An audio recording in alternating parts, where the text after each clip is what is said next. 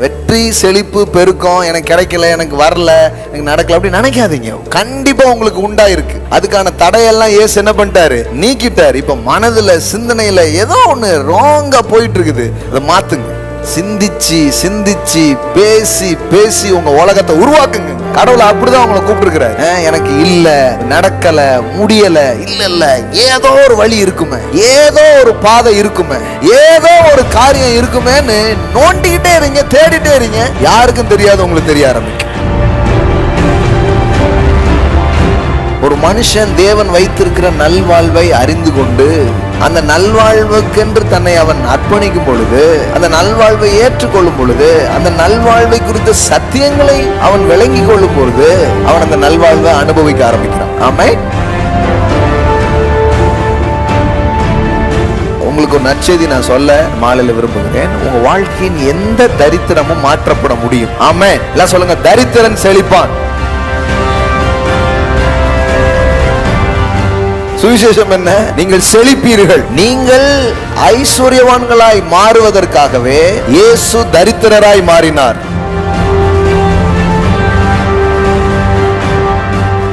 கிறிஸ்தவங்களா ஆனதுக்கு அப்புறமும் இன்னும் ஏழையா உட்கார்ந்து இருக்காங்கன்னா என்ன காரணம் நினைக்கிறீங்க?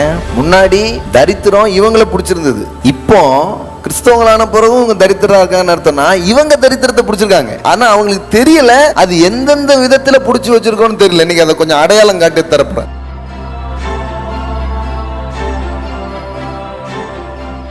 தரித்திரத்தை நம்மளை அறியாமலே நம்ம எப்படிலாம் பிடிச்சு வச்சிருக்கோம், அதன் பிடியில இருந்து நம்ம எப்படி வெளியே வர்றது, அந்த தரித்திரத்தினுடைய அந்த சைக்கிள் எப்படி உடைக்கிறது, அத வாழ்க்கையை விட்டு பிடுங்கி தூர போட்டு தேவன் வைத்திருக்கிற வளமான செழுமையான வாழ்க்கையை எப்படி வாழ்றது, இது கத்துக்கணும் பாருங்க.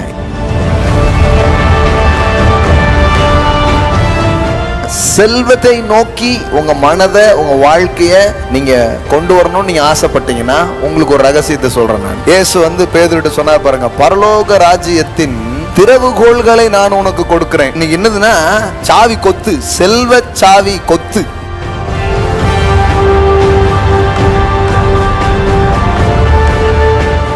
உங்களுக்கு நிறைய சாவி எல்லாம் தேவைப்படாது, 1-2 சாவியை போட்டாலே வேற மாதிரி நடந்துடும். ஆமென்.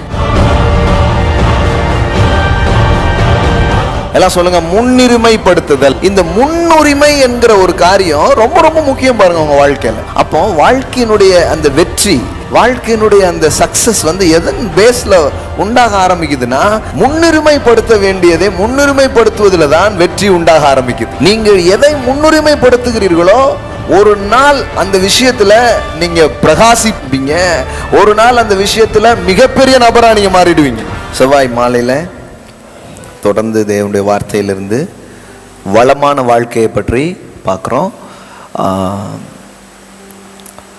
எந்த போதனையை நாம் செய்வதாக இருந்தாலும் அது ஒரு அடிப்படையில் அந்த போதனையை செய்கிறோம்.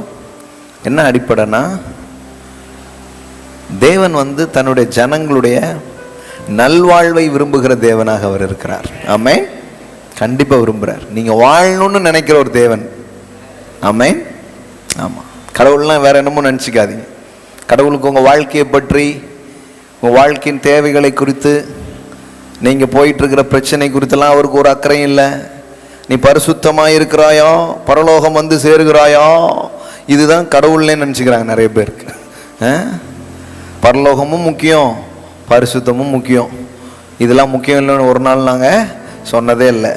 ஆனால் கடவுள் நம்மளை வாழ வைக்கிறார். ஆமென். இது தெரியணும் பாருங்க. ஒரு ஆள் அறிந்து கொள்ளக்கூடிய சத்தியம் என்பது அவர் வாழ்க்கையை தீர்மானிக்கும்.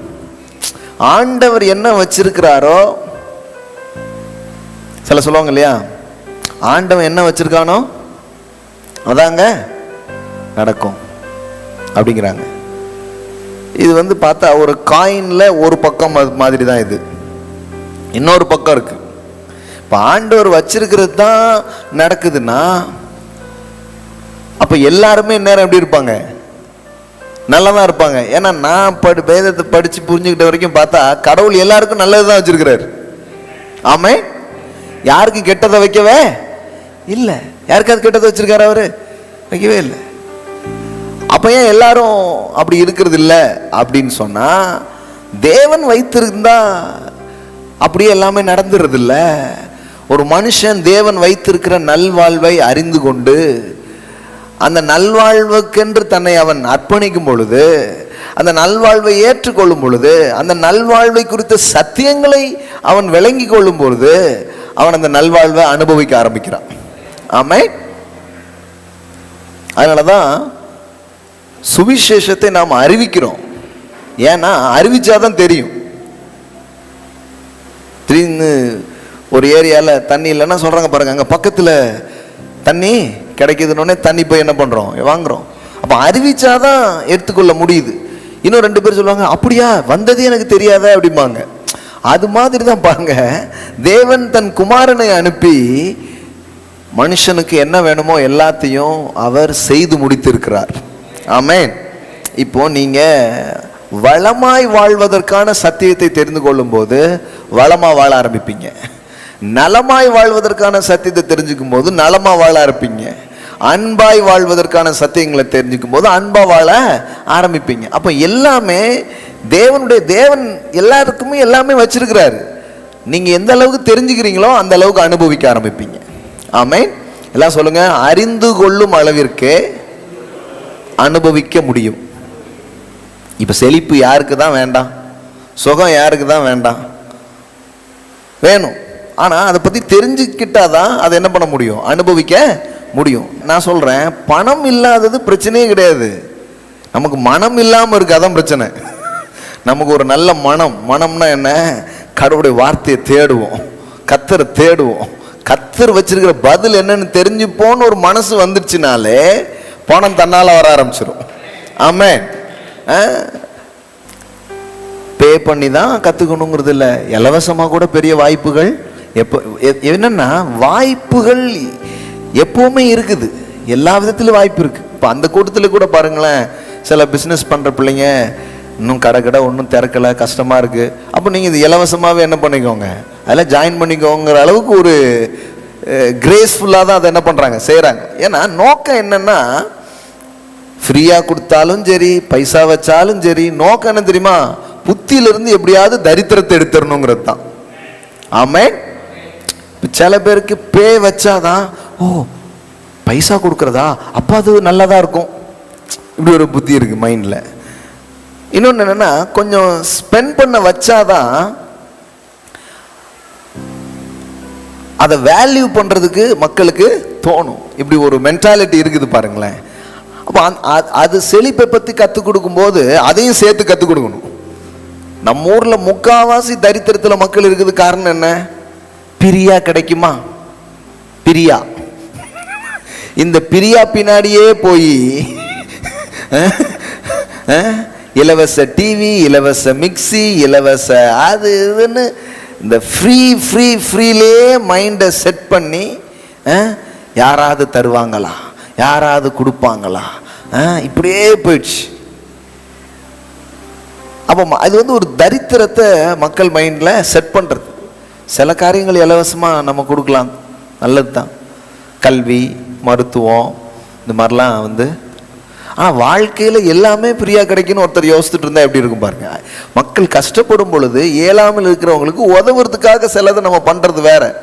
ஆனால் செல்வத்தை நோக்கி உங்கள் மனதை, உங்கள் வாழ்க்கையை நீங்கள் கொண்டு வரணும்னு நீங்கள் ஆசைப்பட்டீங்கன்னா உங்களுக்கு ஒரு ரகசியத்தை சொல்கிறேன் நான். இன்னைக்கு பிடிச்சிக்கோங்க. நிறைய வாட்டி சொல்லியிருக்கிறேன், இப்பவும் சொல்கிறேன் நான். விலை கொடுக்க வேண்டும் என்கிற மனநிலை உங்களுக்கு வந்துவிட்டால் நீங்கள் செல்வத்தை நோக்கி பயணிக்க ஆரம்பிச்சிட்டீங்கன்னு அர்த்தம். ஆமென். எல்லாம் சொல்லுங்க, எனக்கு இலவசம் வேண்டாம்.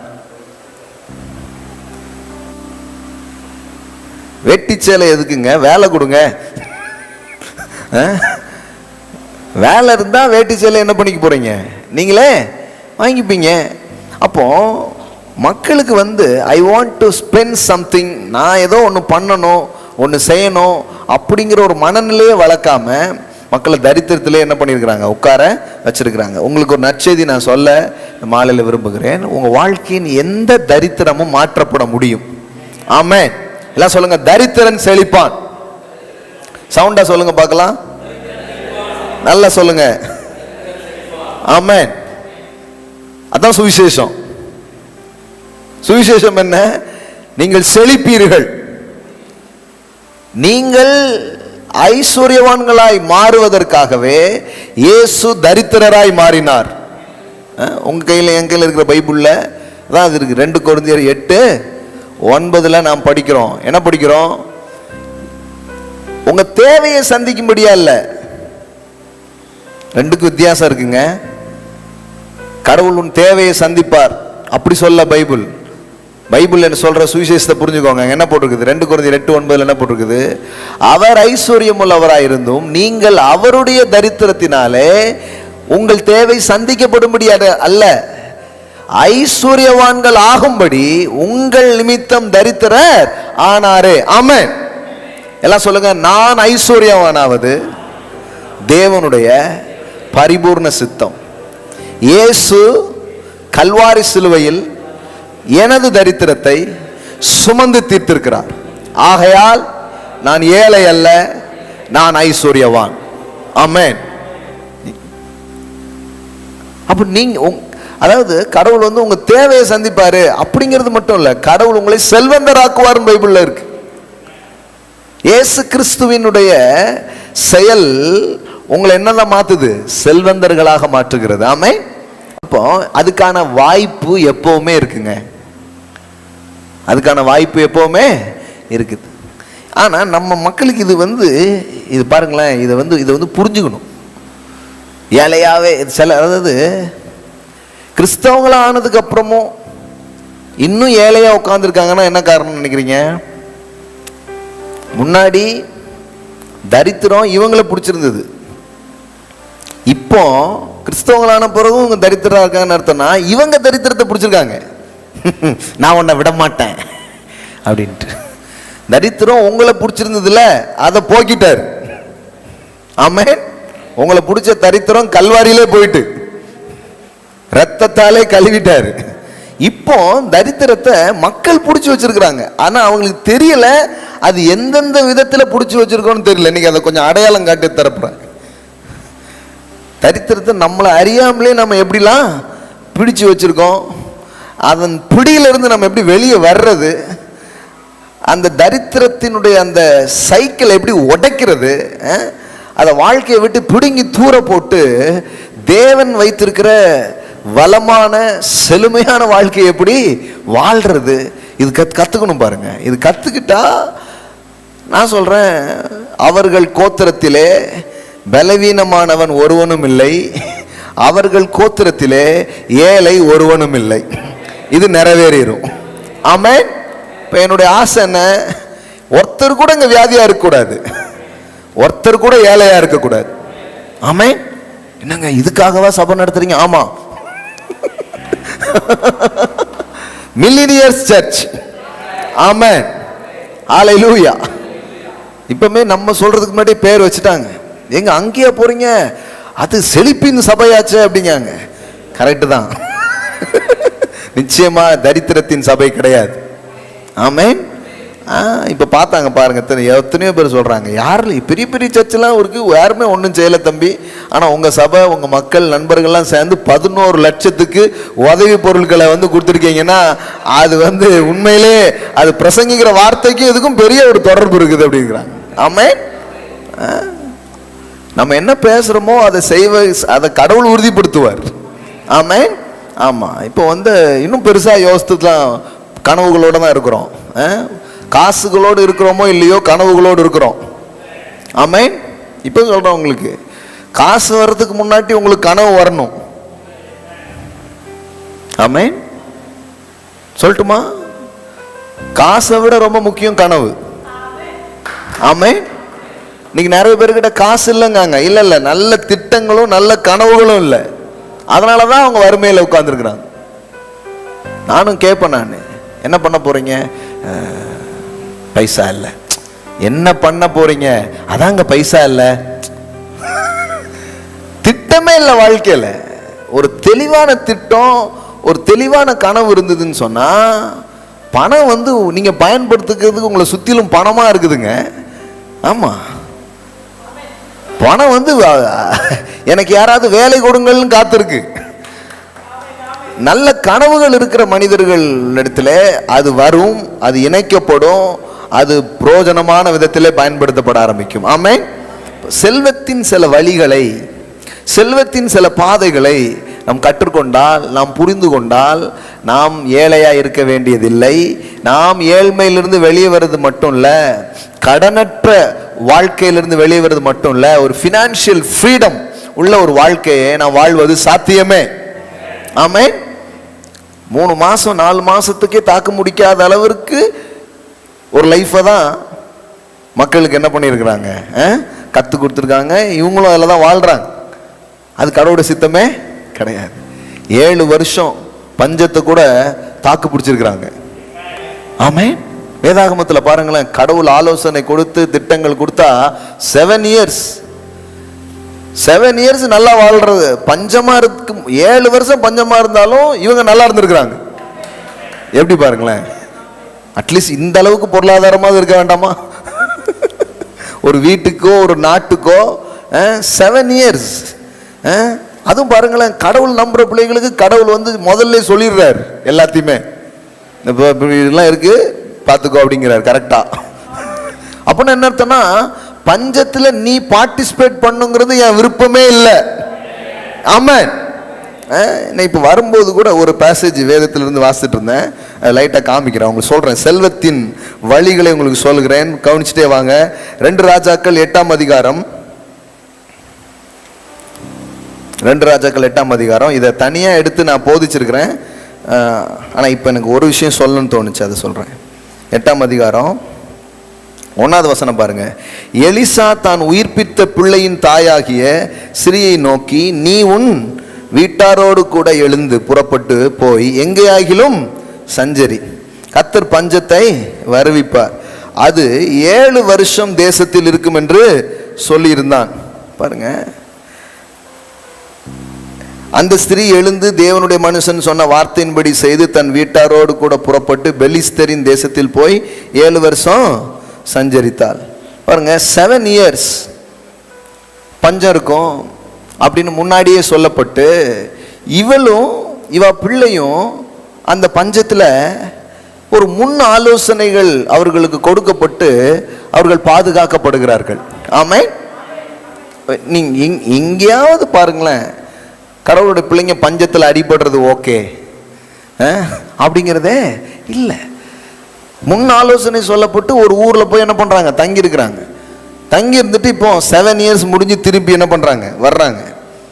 திருப்பி வந்தால் இப்போ பாருங்கள், என்னத்தெல்லாம் விட்டுட்டு போயிருப்பாங்க, வீடு நிலம், இவங்களுக்கு எல்லாத்தையுமே தூக்கிட்டு போக முடியும்? என்னத்தெல்லாமோ விட்டுட்டு தான் அவங்க போயிருப்பாங்க. அப்படி விட்டுட்டு போயிருந்த அந்த பெண்ணு இப்போ பாருங்க, 6வது வசனம் சொல்லுது, ராஜா அந்த ஸ்திரீயை கேட்டதற்கு அவள் அதை அவனுக்கு விவரித்து சொன்னாள். அப்பொழுது ராஜா அவளுக்கு ஒரு பிரதானியை நியமித்து அவளுக்கு உண்டானது எல்லாவற்றையும் அவள் தேசத்தை விட்டு போன நாள் முதல் இதுவரைக்கும் உண்டான அந்த வயலின் வருமானம் அனைத்தையும் அவளுக்கு கிடைக்கும்படி செய் என்றான். ஆமென். இது எப்படி பாருங்க, 7 வருஷம் வேற ஊர்ல போய் பாதுகாப்பா வாழ்ந்தது மட்டும் இல்ல, திரும்பி வரும்போது அவளுக்கு என்ன மாதிரியான ஒரு காரியம் நடக்குதுன்னா, பஞ்சம், அவள் தேசத்தை விட்டு போன நாள் முதல் இதுவரைக்கும் உண்டான அந்த வயலின் வருமானம் அனைத்தையும் அவளுக்கு கிடைக்கும்படி செய். எல்லாம் சொல்லுங்க, வருமானம் அனைத்தையும் கிடைக்கும்படி செய். பாருங்களேன், வேதாகமத்தில் கடவுளுடைய செயல் அல்லது கடவுளுடைய தயவுங்கிறது எப்படிப்பட்ட விதத்தில் வேலை செஞ்சிருக்குதுன்னா, தான் விட்ட வருமானம், தனக்கு வர வேண்டிய வருமானம் இது கிடைக்காத நிலையில் அவங்க வாழ்ந்த போது கூட கடவுளுடைய ஆச்சரியமான தயவு அவர்களுக்கு அதை கிடைக்கும்படி செய்திருக்கிறது. ஆமென். ஆனால் நான் இந்த லாக்டவுன்லாம் இது பண்ணும்போதே நான் இந்த செய்தியெல்லாம் எடுத்து பேசிட்டேன். நீங்கள் முதல் 2வது வாரங்களே பேசிட்டேன், நீங்கள் கேட்டிருப்பீங்க. நீங்கள் நினச்சிக்க வேண்டியதில் நம்ம எதையாவது மிஸ் பண்ணுவோம், மிஸ் பண்ணவே மாட்டோம். மொத்தமாக டோட்டலா எல்லாம் கலெக்ட் பண்ணி உங்க கையில கொடுக்கப்படும். ஆமென். ஹல்லேலூயா. எல்லாம் சொல்லுங்க, வருமானம் அனைத்தையும் கிடைக்கும்படி செய். அரச கட்டளைங்க, ராஜா எப்படி கட்டளை விடுறாரு, வருமானம் எல்லாம் கிடைக்கிற மாதிரி செய். அந்த மாதிரி ஒரு செயல் அந்த பெண்ணுடைய வாழ்க்கையில் என்ன பண்ணுது, நடக்குது. என்ன சொல்ல வர்றேன் அப்படின்னா, ஏழ்மையிலும் வறுமையிலும் தரித்திரத்திலையும் நாம் கிடப்பதை தேவன் விரும்பவில்லை. ஏதோ அதாவது அதிலிருந்து நம்மளை வெளியே தூக்கும்படியாய் அவருடைய கரம் ஏதோ ஒன்றை நமக்காக செய்ய எப்பொழுதும் ஆவலா இருக்கிறது. ஆமென். எல்லாம் சொல்லுங்க, தேவனுடைய கரம் எனக்காக கிரியை செய்ய ஆவலா இருக்கிறது. இது முதல்ல நம்புங்க. நான் கடவுளுடைய பிள்ளை, எனக்கு ஏழ்மை இல்லை. ஆமென். நான் ஏழையா இருப்பது கடவுளுடைய திட்டம் கிடையாது.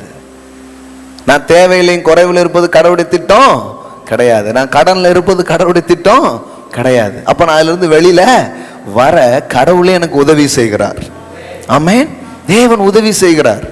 வேதாகமம் முழுவதும் ஒவ்வொரு பாருங்களேன், இதெல்லாம் கிட்டத்தட்ட நான் இந்த பொருளாதார செழிப்பை பற்றி போன வருஷம் பேச ஆரம்பிச்சேன் நான். புரியுதா உங்களுக்கு? அப்புறம் பாருங்க 70-80 வாரம் அப்படியே போய்கிட்டே இருக்குது. என்ன கேட்டா அந்த செய்தியை நல்லா கவனிச்சு என்ன சொல்லியிருக்குங்கிறது பிடிச்சிக்கிட்டாலே போதும். சிலர் பிடிச்சிக்கிட்டாங்க, அதனாலதான் சாட்சிகள்லாம் வந்துக்கிட்டே இருக்குது. அன்னைக்கு ஆஃபரிங்ஸ் எல்லாம் அனுப்பியிருக்கிறாங்க. என்னன்னு கேட்டா ஒரு செமினார் தாங்க வந்து அட்டன் பண்ணோம், பிடிச்சிக்கிட்டோம். இப்போ பிஸ்னஸ் செஞ்சுட்டு இருக்கிறோம், ரொம்ப செழிப்பா இருக்கிறோம், கர்த்தர் எங்களை ஆசீர்வச்சிருக்கிறார் அப்படின்னு சொல்றாங்க. ஆமென். திருச்சியிலிருந்து சாட்சி வந்துருக்கு பாருங்க. மாசந்தோறும் லட்சங்களை விதைக்கும்படி அந்த பிள்ளைகளை ஆசீர்வச்சிருக்கிறார்.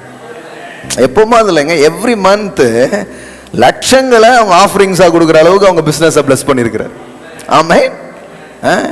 எப்பவுமே ஒரு முறை ஒரு லட்ச ரூபா காணிக்க அப்படி கிடையாது, மாசம் மாசம். இதே மாதிரி நம்ம ஊழியங்கள்ல இந்த போதனையினால பிளஸ் பண்ணப்பட்டு நான் பார்க்குறேன் 50,000, 1 lakh, 2 lakhsங்கிறது நிறைய பிள்ளைங்க. இப்போ நம்மளுடைய மினிஸ்ட்ரியிலே பார்த்தீங்கன்னா நிறைய கவர்னன்ட் பார்ட்னர்ஸ் எல்லாமே லேக்ஸ் விதைக்கிற மாதிரி ஆட்களே எழுப்பியிருக்கிறார். ஆமென். அவங்க சாட்சியெல்லாம் நான் கேட்குறேன். சும்மா ஒரு ஊழியத்துக்கு 1 லட்ச ரூபா 2 லட்ச ரூபா மாசந்தோறும் யாராவது கொடுக்க முடியும்னு நினைக்கிறீங்க? போதனையை கேட்டு கனெக்ட் ஆகி அதை பிடிச்சிக்கிட்டு இப்போ ருசிக்கிறாங்க அதை வாழ்க்கையில். சும்மா கொடுக்க முடியுமா யாராவது? சும்மா தர முடியுமா? சும்மா தர முடியாது. நடக்கும், ஒவ்வொரு மாசமும் அது நடக்குது மாதிரி. அற்புதம்ங்கிறது அந்த நேரத்தில் நடக்கிறது, ஆனா ஆசீர்வாதங்கிறது அப்படி இல்லை, தொடர்ந்து நடக்கும். அதான் ஆசீர்வாதங்கிறது. அப்ப பாருங்க, செழிப்பதற்கான காரியங்கள் நம்மளை சுத்திலும் இருந்துகிட்டே இருக்குது. அதுல முதல்ல என்ன தெரியுமா? என் செழிப்பை கடவுள் விரும்புகிறார், நான் செழிப்பதுக்கு கடவுள் எனக்கு உதவி செய்கிறார் என்கிற சத்தியத்தை தொடர்ந்து கேட்டுக்கிட்டே இருக்கணும். ஆமென். எனக்கு கேட்டா ஜனங்க இதுக்கு நேரம் ஒதுக்குறதே கிடையாது.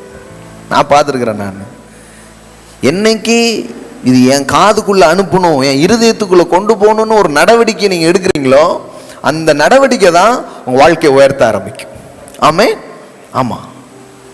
அது சம்பந்தமா ஏதாவது புக்ஸ் இருக்கா, அது சம்பந்தமா ஏதாவது கேசட் இருக்கா, அது சம்பந்தமா ஏதாவது நான் கேட்கலாமா அப்படின்னு செழிக்க பண்ணுகிற, செழிப்புக்கான விசுவாசத்தை நமக்குள்ள கொண்டு வருகிற தேவனுடைய வார்த்தைகளையும் போதனையும் முதலாவது ஒரு மனுஷன் கேட்க ஆரம்பிக்கணும்.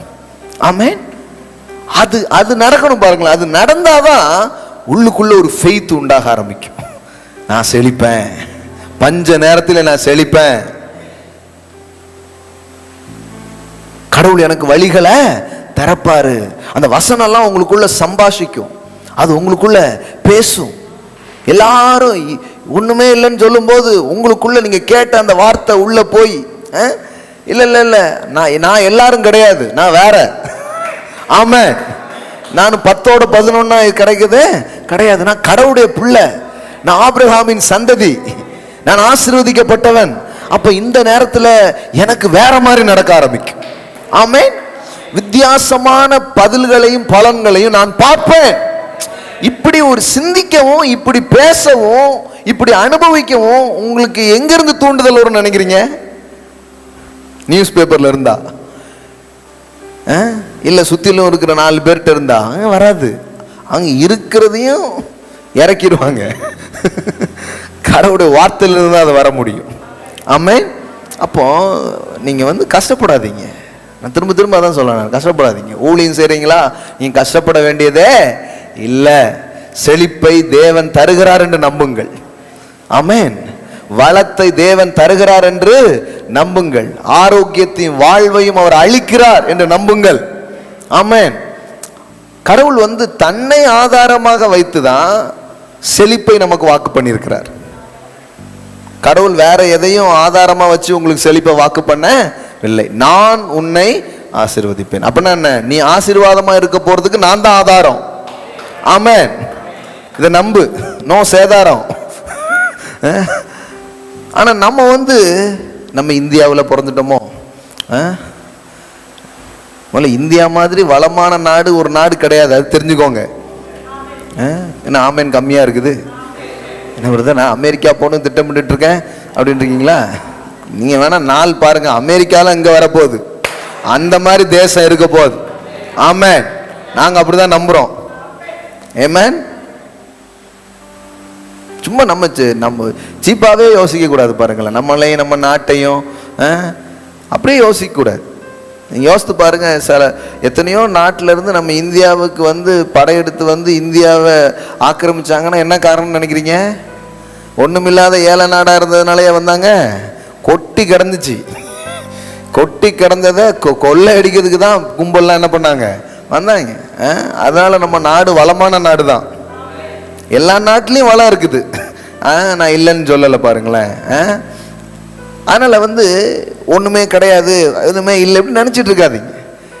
நீங்க கொஞ்சம் இன்ட்ரெஸ்ட் காட்டு பாருங்க. நீ முதல் இன்ட்ரெஸ்ட் நீங்க எடுக்க வேண்டியது கடவுளுடைய வார்த்தை செழிப்பை பற்றி எனக்கு போதிக்கு, அதை நான் கொஞ்சம் கேட்கணும்னு ஒரு இன்ட்ரெஸ்ட் எடுங்க. ஆமே, ஒரு ஆர்வம் வரணும். பாருங்களேன், நீங்க சங்கீதம் 1 பாருங்க. சங்கீதம் 1 பாருங்க. ப்ராஸ்பரிட்டிக்கான முதல் கீ அதுல தான் வருது. பாருங்களேன், சங்கீதம் 1 என்ன போட்டிருக்கு? சங்கீதம் 1 பாருங்க, 2வது வசனம். கர்த்தருடைய வேதத்தில் பிரியமாய் இருந்து. அதாவது செழிப்பை இந்த சங்கீதம் முழுவதும் பேசி இருக்குது. என்ன மாதிரி செழிப்பு? அவன் செய்வதெல்லாம் வாய்க்கும். எல்லாம் சொல்லுங்க, செய்வதெல்லாம் வாய்க்கும். பைபிள் இருக்கா இல்லையா? செய்வதெல்லாம். ஆனா இப்ப அப்படியா இருக்கு? அப்படி இல்லைன்னா அப்ப இந்த தரத்துக்கு நான் போக முடியும். செய்யறதுல ஏதாவது ஒண்ணு வாய்க்கு, அதையும் பார்த்தீங்கன்னா வாய்க்கும் கைக்கும் அப்படிங்கிற மாதிரி போயிடுது. இங்க என்ன போட்டுக்குன்னா, செய்வதெல்லாம் எப்படி வாய்க்குதான்? ஒண்ணுதான், ஒரு விஷயம் திறவுகோலா இருக்குது. என்ன விஷயம் பாருங்க? கர்த்தருடைய வேதத்தில் பிரியமாய் இருந்து.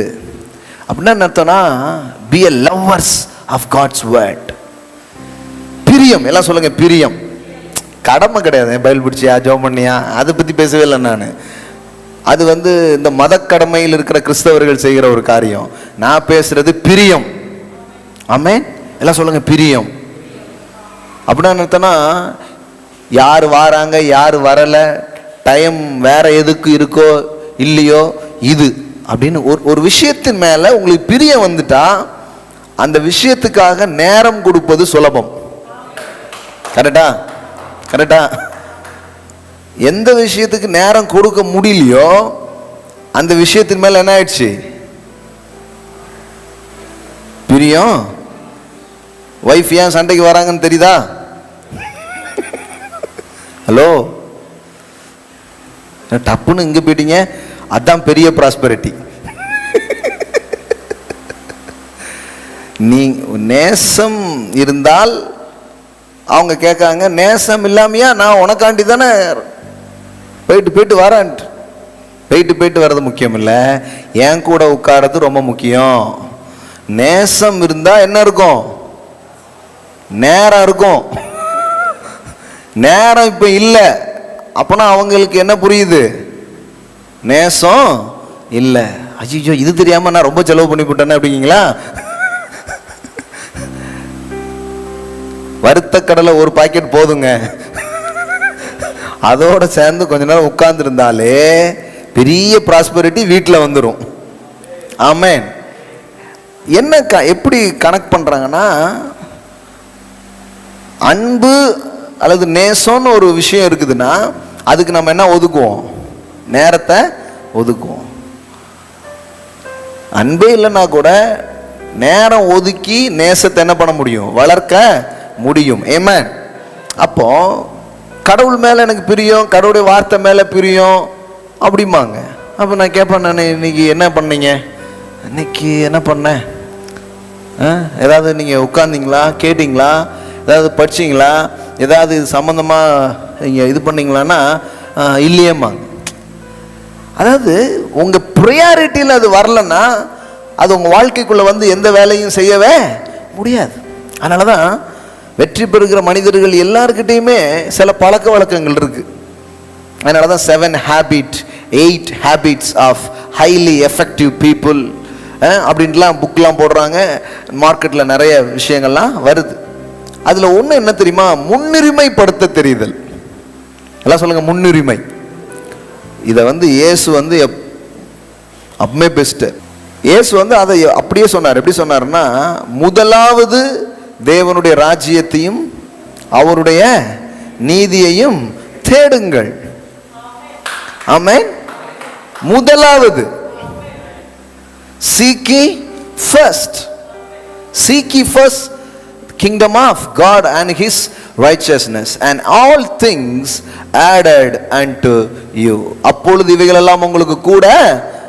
அப்படின்னா ஏன் எனக்கு ஒன்றுமே வர மாட்டேங்குதுன்னா, என் வாழ்க்கையில் certain திங்ஸை கரெக்டாக ப்ரையாரிட்டி பண்ணாமல் இருக்கிறேன். எல்லாம் சொல்லுங்கள் ப்ரையாரிட்டி. எல்லாம் சொல்லுங்கள் ப்ரையாரிட்டி. எல்லாம் சொல்லுங்கள் முன்னுரிமைப்படுத்துதல். ஆமென்.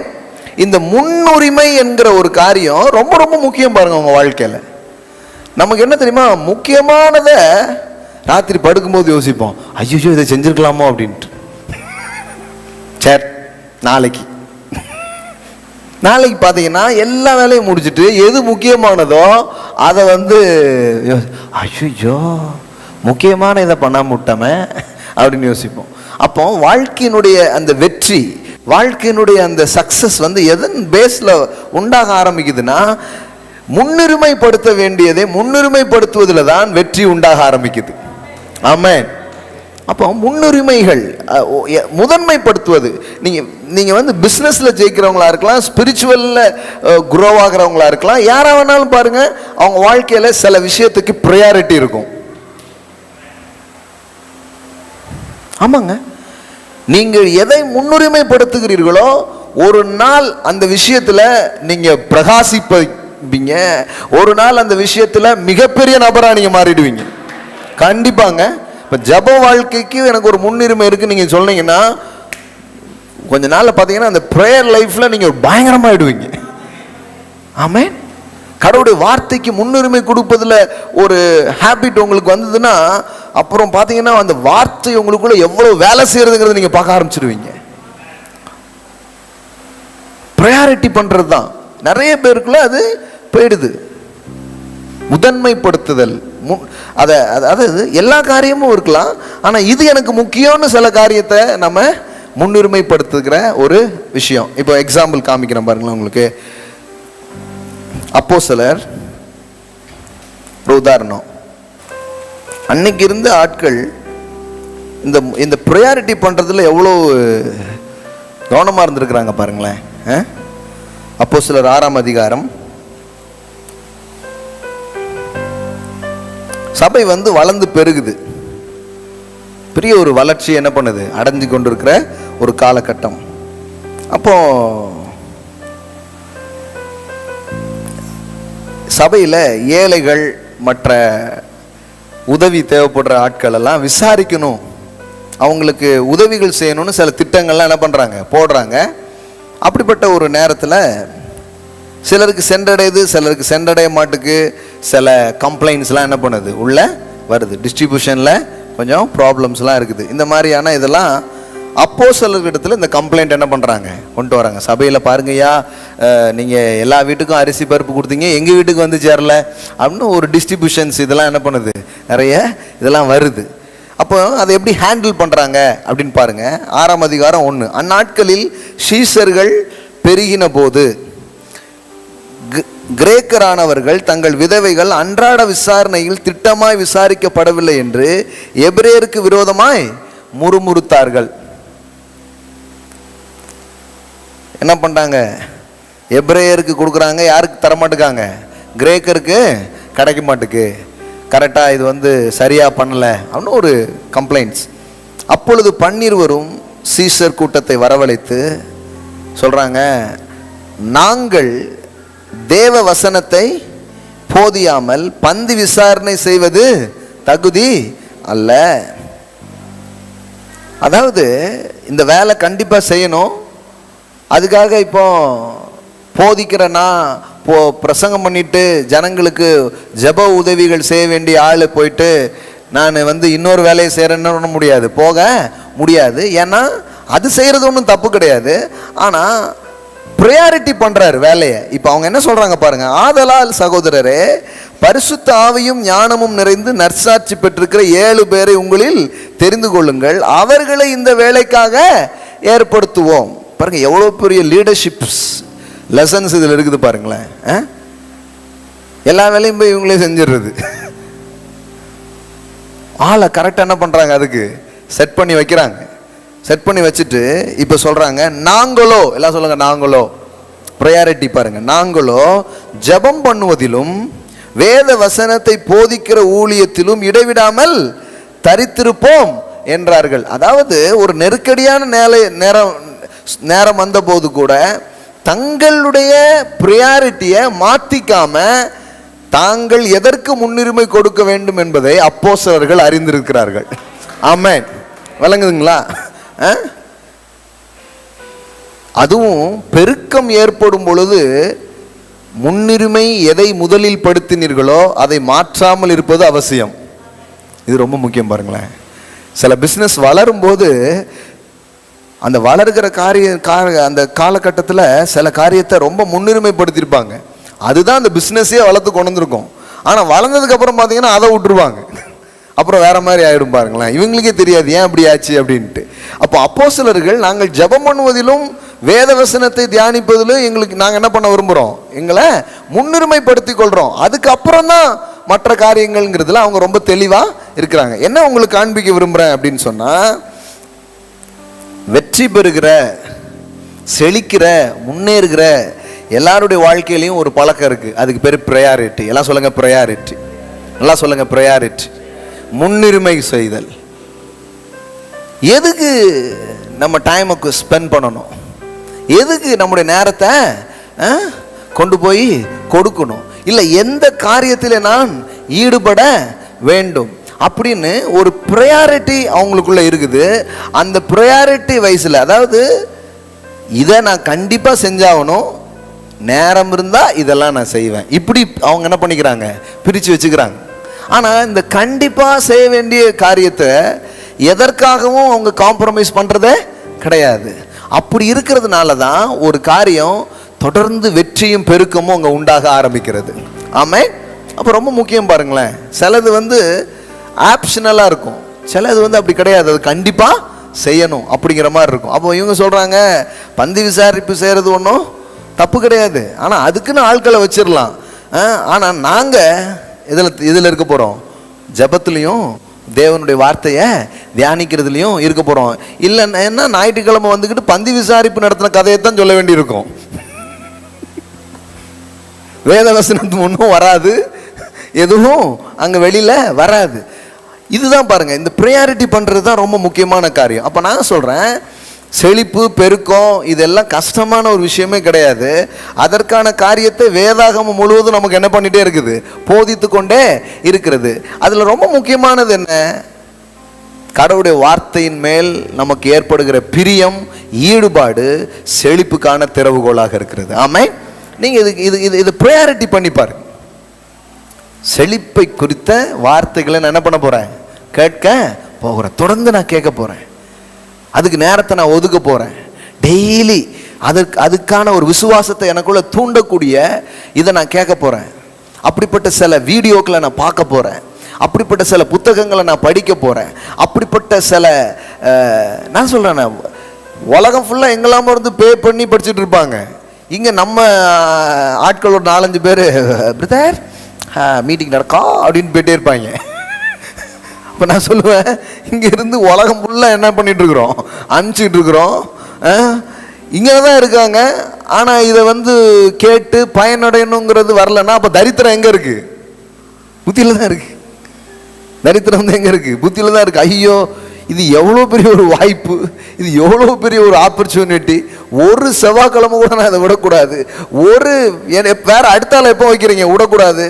நேரத்தை ஒதுக்கி நான் கேட்டு இதில் பயனடையணுங்கிறதுல வந்துட்டாலே அப்பவுமே செழிப்புக்கான ஏதோ ஒன்று நம்ம செஞ்சிட்டோம்னு அர்த்தம்.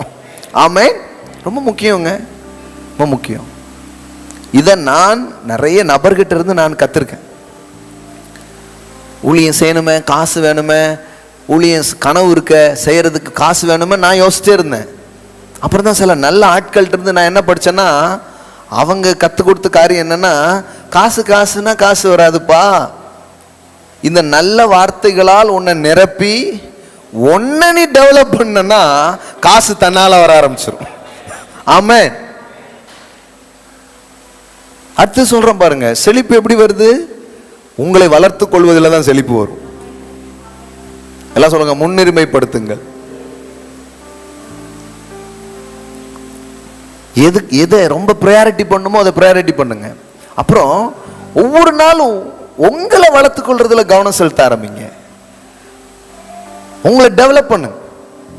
அப்ப நான் எந்த ஏரியாவில் சாதிக்க விரும்புறேன், எந்த துறையில் நான் வெற்றி பெற விரும்புறேன், எந்த துறையில் மாற்றங்களையும் பெருக்கத்தையும் நான் பார்க்க விரும்புகிறேனோ அது சம்பந்தமான காரியத்தை, லெசன்ஸை நீங்கள் என்ன பண்ணிக்கிட்டே இருக்கணும், உள்ள ஃபீட் பண்ணிக்கிட்டே இருக்கணும்.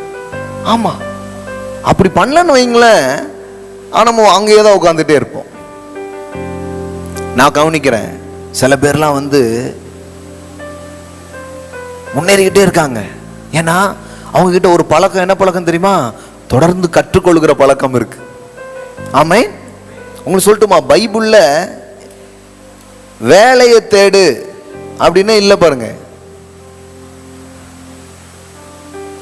இல்ல செல்வத்தை தேடு அப்படின்ட்டு இல்லை, பணத்தை தேடு அப்படின்ட்டே இல்லை. சில நம்ம போதனையை கேட்டுட்டு சில நினைச்சுக்கிறாங்கன்னா இவங்க பணத்தை தேடுறதை பத்தி பேசுறாங்க போல நினைச்சுக்கிறாங்க. முழுசாவே அவங்க ஒரு செய்தி கூட கேட்கலங்கிறத அல்லது நான் சொல்லிடுவேன். நான் பைபிள்ல என்ன சொல்லி தெரியுமா? ஞானத்தை தேடு அப்படின்னு இருக்கு. ஏன்? ஞானத்தை நீங்க தேடினீங்கன்னா செல்வம் உங்களை தேடி உங்க வீட்டுக்கு வர ஆரம்பிச்சிடும். ஆமென். இப்போ முதல்ல என்ன சொன்னேன்? seek ye first the kingdom of God. seek right things, priority right things. அப்போ wisdom is the principal things. எல்லாம் சொல்லுங்க, ஞானமே முக்கியம். அப்படிதான் இருக்கு. ஞானத்தால உன்னை நிரப்பு, முட்டாளா இருக்காத. ஏன்னா முட்டாள்களுக்கு செல்வம் எதுக்குன்னு பைபிள்ல இருக்கு. ஒருத்தர் சொல்றாரு, இந்த பாஸ்போரிட்டிலாம் தப்பு பிரதர் அப்படின்னாரு. இப்போ நான் சொன்ன பைபிள்ல போட்டிருக்குது, மூடனுக்கு அது தகாது. நீங்க எப்படி அப்படின்னு, அதாவது அப்படிங்காப்ல அப்படியே போட்டிருக்கு, மூடனுக்கு செல்வம் தகாது. அவங்க காசு இருக்கிறது உருப்படாது, அது அவனுக்கும் பிரயோஜனம் இல்லை, யாருக்கும் பிரயோஜனம். மூடனுக்கு செல்வம் தகாது. அப்போ ப்ராஸ்பரிட்டி யாராவது வேண்டான்னாங்கன்னா நான் அவங்ககிட்ட தான், சரி அது பைபிளில் போட்டுக்கு, மூடனுக்கு அது தகாது. அப்போ யாருக்கு தகும்? ஞானம் உள்ளவனுக்கு அது தகும். ஆமென். அதனால தான் பைபிளில் போட்டிருக்குது, ஒரு மனுஷன் ஞானத்தை பெற்றுக்கொள்ளும் பொழுது அவன் வலது கையில் என்ன வருதான்? தீர்காயுசும், இடது கையில் செல்வமும் சேருகிறது. அல்லேலூயா. நீங்கள் ஞானத்தை உங்கள் வாழ்க்கைக்குள்ளே வரவழைத்துக் கொள்ளும் பொழுது உங்கள் வலது கையில் ஆரோக்கியமும் உங்கள் இடது கையில் ஐஸ்வர்யமும் இருக்கும். கடவுளுடைய வார்த்தைங்க, நீதிமொழிகள் இருக்குது. நீதிமொழிகள் 8 தான் சொல்லிட்டு இருக்கிறேன் நான் உங்களுக்கு. இதெல்லாம் ஆரம்பத்தில் எனக்கு கிடைச்ச மிகப்பெரிய பொக்கிஷமாக நினைக்கிறேன். என்னுடைய மிகப்பெரிய செல்வங்கிறது என் பாக்கெட்டில் இருக்கிறதோ என்னுடைய பேங்க்ல இருக்கிறதோ வேற எதுவுமே கிடையாது. நான் கற்றுக்கொண்ட காரியங்கள் தான் பெரிய செல்வமாக நான் நினைக்கிறேன். அதனால தான் என்கிட்ட பணம் கிடைக்குமான்னு யாராவது வராதிங்க, சில மேட்ரு வச்சிருக்கேன், அதை தரேன் நான் உங்களுக்கு, அதை வச்சு பணம் பண்ணலாம். நிறைய பேருக்கு பிரதர் கொஞ்சம் ஏதாவது பிரதர் அது தரேன், ஆனா அது காலியா போயிடும். ஆனா காலியா போகாத ஒண்ணு இருக்கு, உங்க காலிய காலி பண்ற ஒரு ஞானம் இருக்கு. அதை நீங்க அதை பெற்றுக்கிட்டீங்கன்னா நீங்க உருவாக்கிட்டே இருப்பீங்க. இப்படி சொன்னு சிலருக்கு விளங்க மாட்டுக்கு பாருங்களேன். பத்தியா பைசா தரக்கூடாதுங்கிறதுக்காக இப்படி சொல்லுதாரு போல அப்படின்ட்டு. இல்லைங்க, ஒவ்வொரு நாளும் யாருக்கெல்லாமோ உதவி செஞ்சுட்டே தான் இருக்கிறோம். என்ன சொன்னாலும் இவங்க தரித்திர புத்தியில இருந்தே பார்ப்பாங்க பாருங்களேன். நம்ம எதுக்கு சொல்றோம் அப்படிங்கிறதே உங்களுக்கு விளங்காது. அவங்க கேட்டகரியில இருந்தே தான் நம்மளை பார்க்கறது. பத்தியா நம்ம ஒரு கொஞ்சம் கேட்டதுக்கு என்னெல்லாமோ சொல்லுதா இருப்பாருங்களேன் அப்படின்னு நினைச்சுப்பாங்க. அதுக்கு சொல்லலை, உண்மையா சொல்றேன் நான். அது ஒரு பிரச்சனையே கிடையாது. உங்களுக்கு ஒரு மாசம் செலவு தர்றதுல என்ன பெருசா குறைஞ்சிட போயிருது, தந்துடலாமே. அடுத்த மாசம் என்ன பண்ணுவீங்க? அடுத்த மாசம் வேற ஒரு தேவதாசரை கர்த்தர் எங்களுக்கு அனுப்புவார்.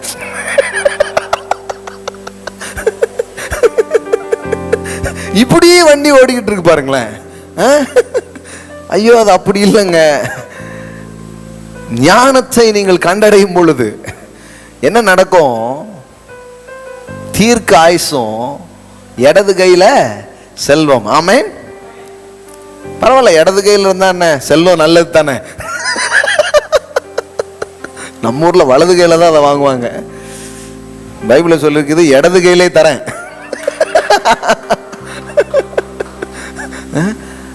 அப்போ ஞானம், இப்ப பாருங்களேன், இங்க சொல்ற ஒவ்வொரு மேட்டரும் கடவுளுடைய வார்த்தையின் சாரத்திலிருந்து பிழிகிற ஞானங்களை இங்க மாலையிலையும் காலையிலையும் ஊத்திக்கிட்டே இருக்கிறோம்.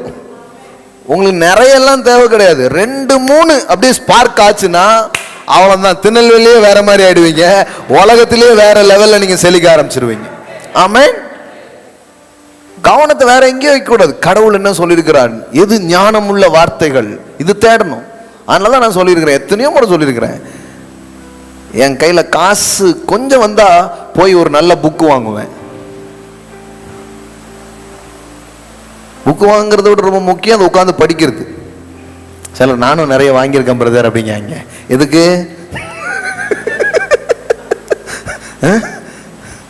அப்படி கிடையாது. ஒரு வாரத்துக்குள்ள அதை உட்கார்ந்து படிச்சிடுறது. அடுத்தால என்ன சொல்லியிருக்குத வேதவசனம் சம்பந்தப்பட்டு செழிப்பை குறித்து, விசுவாசத்தை குறித்து.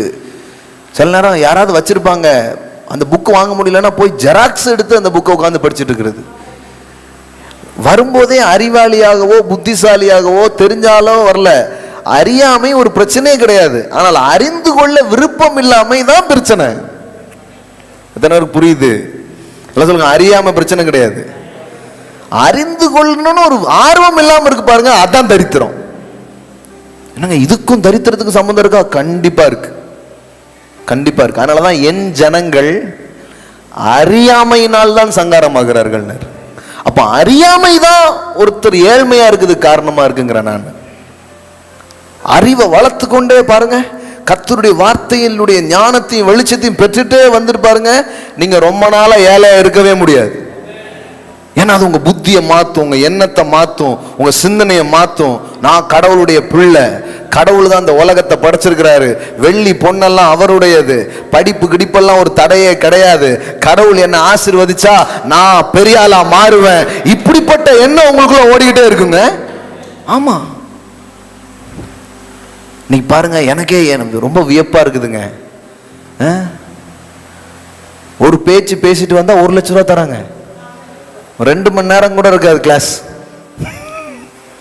நீ இப்ப பிரியா உட்காந்து கேட்டுட்டு இருக்கீங்க, எல்லாருக்கும் ஆளுக்கு பில்ல போட்டு கொடுக்கணும். நான் போற 7:45 வந்து உட்கார்றது, 6 மணிக்கு வந்து உட்கார்ந்து கேட்கணும். ட்ரெஸ்ஸிங்கே 1 மணி நேரம் இருக்குது. மேக்கப்லாம் போட்டு பேக்கப் பண்ணி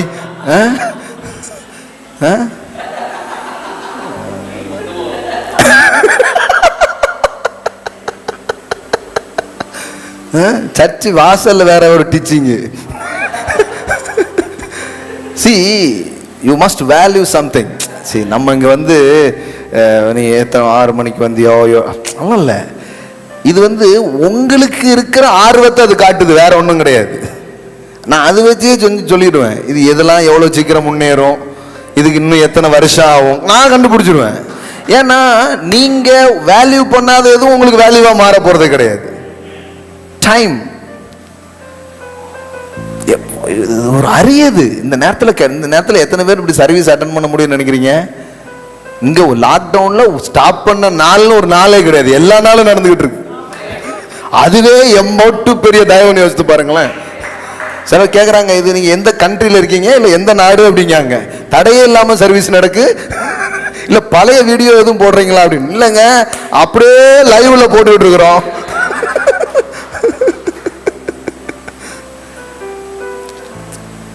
இட் இஸ் ஆப்பர்ச்சுனிட்டி. சும்மா கிடையாது பாருங்களேன். 6 மணிக்கு 6:30 வந்து உட்கார்ந்து இன்னும் நான் வர்ஷிப் பண்ண போகிறேன்.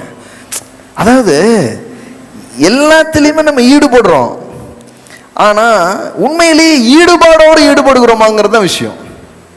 அது மேலே ஒரு கனெக்ட். 10 நிமிஷம்னாலும் பரவாயில்லைங்க, ஆனால் அந்த 10 நிமிஷம் அப்படியே உறிஞ்சிக்கிற மாதிரி உள்ள ஏற்றிட்டீங்கன்னா அதுவே பெரிய வெற்றியை உங்களுக்கு கொண்டு வந்துடும். புரியுங்களா உங்களுக்கு? அதுக்கு தாங்க கடைசி 10 நிமிஷம் வர்றது அப்படிங்கிறீங்களா? எப்படி போட்டாலும் பால் அடிக்கிறாங்களே, இதெல்லாம் வரல. நான் வந்து உட்காரணும். நான் இந்த மாதிரி ஏதாவது கேட்கணும்னு ஒரு டைம்ல ஆர்வம் இருக்கும், கேட்கறதுக்கு வாய்ப்பே இருக்காது. நிஜமா சொல்றேன். நான் ஒரு கேசட் வாங்கி வச்சிருப்பேன், போட்டு கேட்கறதுக்கு டேப் ரெக்கார்டு கிடையாது. ஆமா, டேப் ரெக்கார்டு இருக்காது. அப்போ இந்த யூடியூப் இந்த ஐ மொபைல்ஸ் மற்றதெல்லாம் ஒரு இதுவுமே இல்லை. வச்சிருப்பாங்க, என் கையில இல்லை டேப் ரெக்கார்டு. அப்போதான் எல்லா வீட்லையும் டேப் ரெக்கார்டு இருக்கும். கேசட் தான் வாங்கி வச்சிருப்பேன், போட்டு கேட்கறதுக்கு இருக்காது. அப்போது எனக்கு தெரிஞ்சு ஆழ்வாத்து நகரில் ஒரு சாரு, பெரியப்பா தான் சார்னே சொல்லி பழக்கம். அவங்க வீட்டில் டேப் ரெக்கார்டு இருக்கும். நான் ஒரு நாள் ஒரு கேசட்டை போட்டு கேட்டுட்டு இருந்தேன், ஆர்வமாக நல்லா கேட்டேன். அவர் ரொம்ப ஆர்வமாக கேட்குறியப்பா, எங்கள் வீட்டில் ஃப்ரீயாக தான் இருக்குது, நீ வேணா எடுத்துகிட்டு போய் கேளு அப்படின்னாரு. எனக்கு வந்து பரலோகமே திறந்த மாதிரி ஆயிடுச்சு அன்னைக்கு. ஆமாங்க, அந்த டேப் ரெக்கார்டை எடுத்துகிட்டு வந்து வீட்டில் போட்டு கேட்குறது. சில நல்ல வேத வசனங்களை குறித்த போதனைகள் கேட்டு கேட்டு மனசை நிறைக்கிறது.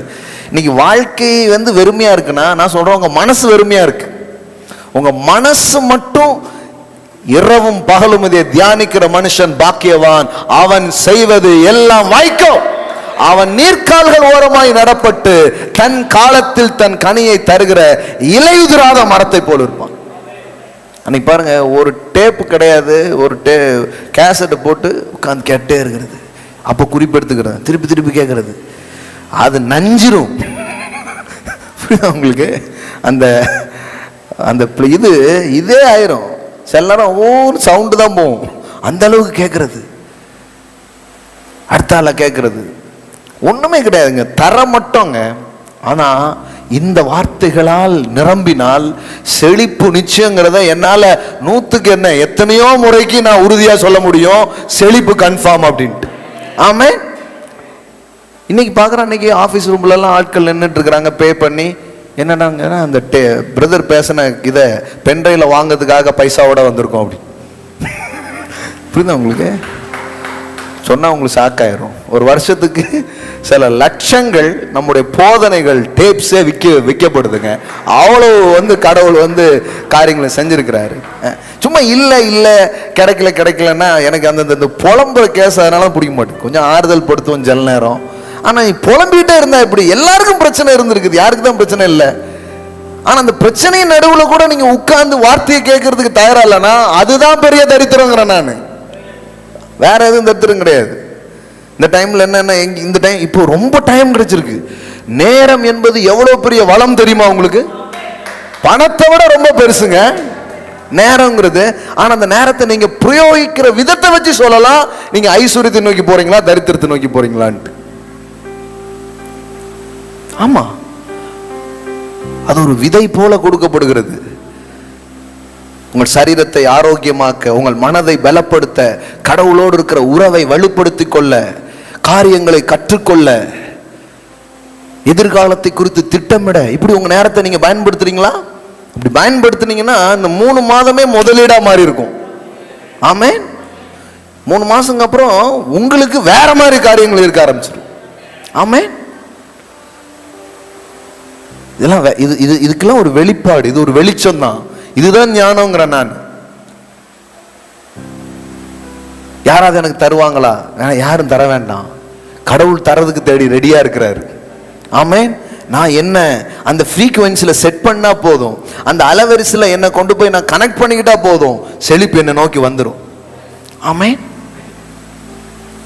இதை எனக்கு சொல்லும் போது கொஞ்சம் எனக்கு இப்படிலாம் சொல்றாங்களே, நம்ம வாழ்நாளே இதில் வீணா போயிருமோ, போய் கேட்டுக்கிட்டே இருந்தா எப்படி இது அப்படிதான் தோணுச்சு. ஆனால் அந்த புத்தகங்களை படிக்க, அதெல்லாம் கேட்க கேட்க அப்படிப்பட்ட நல்ல வார்த்தைகளை நான் உட்கொள்ள உட்கொள்ள உட்கொள்ள அப்புறம் பார்த்தா அது பலன் தருகிறது.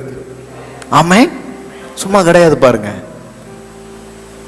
அப்ப ஞானத்தை சம்பாதி, எல்லாம் சொல்லுங்க, ஞானத்தை சம்பாதி, புத்தியை சம்பாதி, அப்படிதான் போட்டிருக்குது. ஞானத்தால் நீங்க நிரம்பும் போது, அறிவினால் வெளிப்பாட்டினால் நீங்க நிரம்பும் பொழுது செல்வங்கள் உங்களை நோக்கி வருகிறது நீங்கள் பார்ப்பீர்கள். ஆமென்.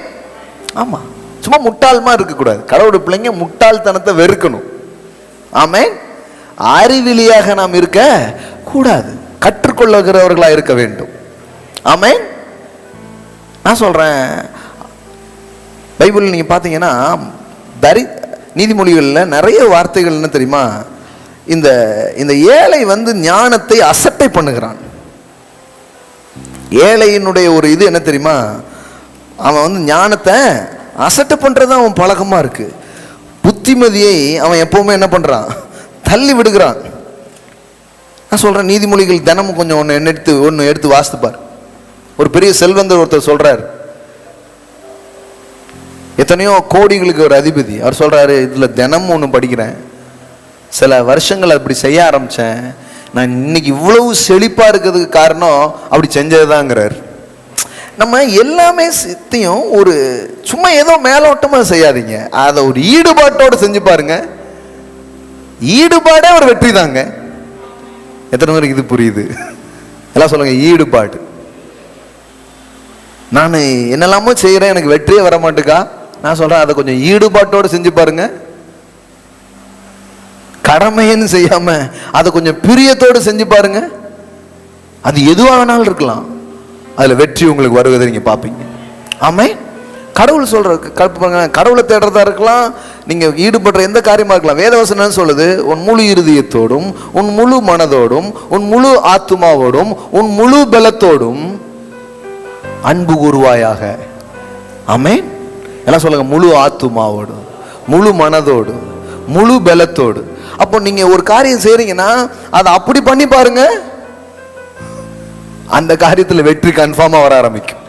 ஆமென். கண்டிப்பா வரும். ஒரு பிரியத்தோடு செஞ்சு பாருங்க, உங்க சமையல் சூப்பரா இருக்கும். ஆமென்.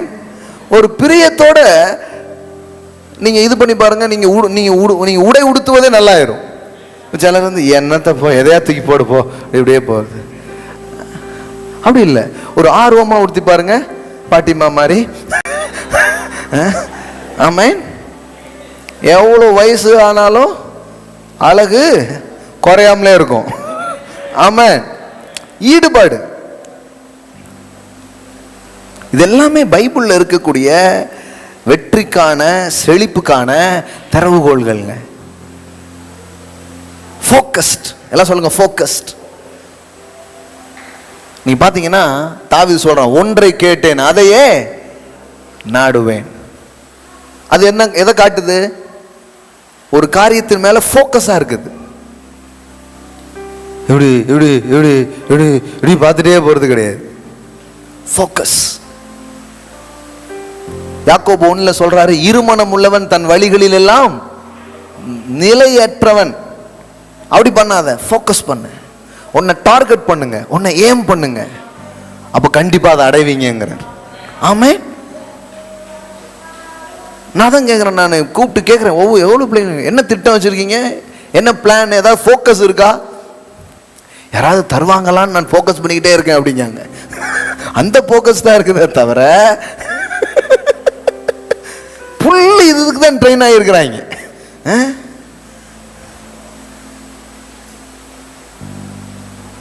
மாற்றுங்க, எண்ணங்கள் மாற்றணும், சிந்தனைகள் மாறி, ஐயோ அப்படி கிடையாது, நான் திட்டமிட போகிறேன். நான் எப்பவுமே பிளான் பண்ணிடுறது தான். காசு இருக்குதோ இல்லையோ, பெரிய திட்டங்களை போடுறது அது. ஆமென். கடவுள் எனக்கு உதவி செய்வார் நம்புறேன். சும்மா திட்டம் போட்டு நான் நினைச்சு சித்தம் போட்டு சும்மா உட்காந்துட்டே இருக்கேன். அதுக்கு போய் உட்காந்து என்ன எப்படி தயார்படுத்தி கொள்ளலாம், என் கூட இருக்கிறவங்களை எப்படி தயார்படுத்தலாம், இதை நான் எப்படி செய்யணும், அது ஒரு ஜெபம் ஓடிக்கிட்டே இருக்கும், ஒரு உள்ளத்துக்குள்ள ஒன்று ஓடிக்கிட்டே இருக்கும். கடைசியில் பார்த்தா கடவுள் அதுக்கான ஒரு ஆளை அனுப்புவார், இல்லை அதுக்கான ஒரு வாய்ப்பு அனுப்புவார். அப்படியே கனெக்ட் ஆகிடும், அப்படி நடந்துடும். அது அப்படிதான் எல்லாமே நடந்திருக்குதுங்க, அப்படிதான் நடக்குதுங்கிறேன் நான். சிலருக்கு இப்படிலாம் சொன்னா புரிய மாட்டேங்குது. சொல்லுங்க சொல்லுங்க சொல்லுங்க, உங்களுடைய ஸ்பான்சர் யார் சொல்லுங்க அப்படிங்காங்க. சொல்லுங்க எந்த நாட்டில இருந்து உங்களுக்கு வருது சொல்லுங்க அப்படிங்காங்க. இல்லைண்ணா எப்படி இவ்வளவு என்ன எல்லாமே செய்றீங்களா அப்படிங்கிறாங்க. ஐயோ நீ சொல்ல இது இங்க இருந்தாங்க எனக்கு கிடைச்சதுன்னா என்ன பைபிள்ல இருந்து என்ன அப்படிங்க. பைபிள் இப்ப எப்படி ஆகி போச்சுன்னா ஏதோ இந்த பிரியா கிடைச்சது. ஆண்டவர் எனக்கு தராருங்கன்னா அப்படிங்காங்க. அவங்க நம்பவே முடிய மாட்டேங்குது. ஆண்டவர் எப்படி ஆயிடுச்சு பாருங்களா, மனதும் புத்தியும் கழுவணும் பாருங்க. நிஜமா சொல்றேன் நான், இந்த வேதாகமம் சொல்லுகிற வழிமுறைகள் தான் வளத்திற்கின் ரகசியமா இருக்கிறது. ஆமென். ஃபோக்கஸ் பண்ணுங்க. காசு இருந்ததோ இல்லையோ உன்னை ஃபோக்கஸ் பண்றது, இதெல்லாம் செய்யணும். இப்போ பாருங்க 10 கோடிக்கு ஆலயம் கட்டணும்னு என்ன பண்ணியிருக்கிறோம், பிளான்லாம் போட்டு எல்லாம் பண்ணிட்டே இருக்கிறோம், ஜெபம் பண்றோம், அதுக்கான முயற்சிகள் எடுக்கிறோம், கர்த்தர் காரியத்தை வாய்க்க பண்ணுவார்னு நினைக்கிறோம். ஒரு ஸ்கூல் கட்டணும்னு பிளான் பண்ணி வச்சிருக்கிறோம். ஆமென். ஆமா. உடனே நான் எப்பவுமே எப்படி யோசிப்பேன் தெரியுமா, இப்போ உங்களுக்கு சொல்றேன் பாருங்க, பெரிய திட்டங்களை நீங்கள் தீட்டி வைத்துக்கொண்டு சின்ன சின்ன லக்குகளை நீங்கள் வைத்து அதை அடைவதற்கு என்ன உண்டோ அதை செஞ்சுக்கிட்டே இருக்கணும். ஆமென். அப்பதான் அடைய முடியும். நீங்க நான் பெருசா செய்யணும் அப்படி உட்கார்ந்தே இருக்க கூடாது. இப்போ உங்களுக்கு ஏதாவது கிடைச்சிச்சுன்னா அதில் ஸ்டார்ட் பண்ணிடணும்.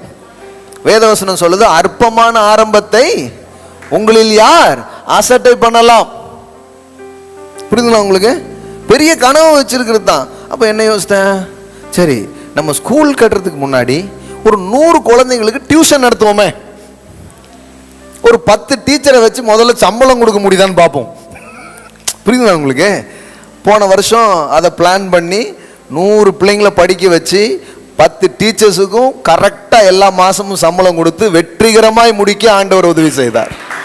ஆமென். அல்லேலூயா.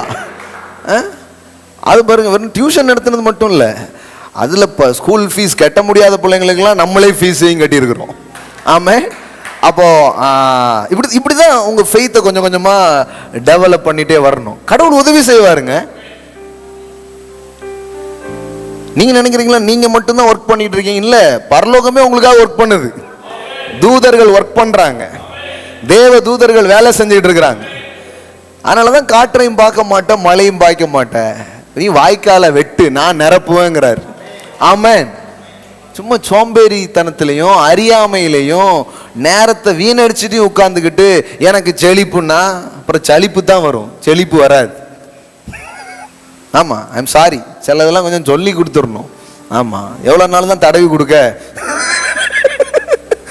தடவி கொடுத்து முன்னேறினா பரவாயில்ல, சுகமா இருக்கு பாஸ்டர், அடுத்த வாரம் மறுபடியும் தடவி கொடுங்க அப்படி. சில நாள் கொஞ்சம் உரப்பா ஒன்று கொடுக்க வேண்டியது இருக்குது. அப்படி இல்லை பாருங்க, அப்படி வராது. எனக்கு அப்படி வரல. நான் எத்தனையோ பேர் வாழ்க்கையை கவனிச்சு படிக்கிறேன், வேதாகமத்தையும் கவனிச்சு படிக்கிறேன், அப்படி வர்றதே கிடையாது.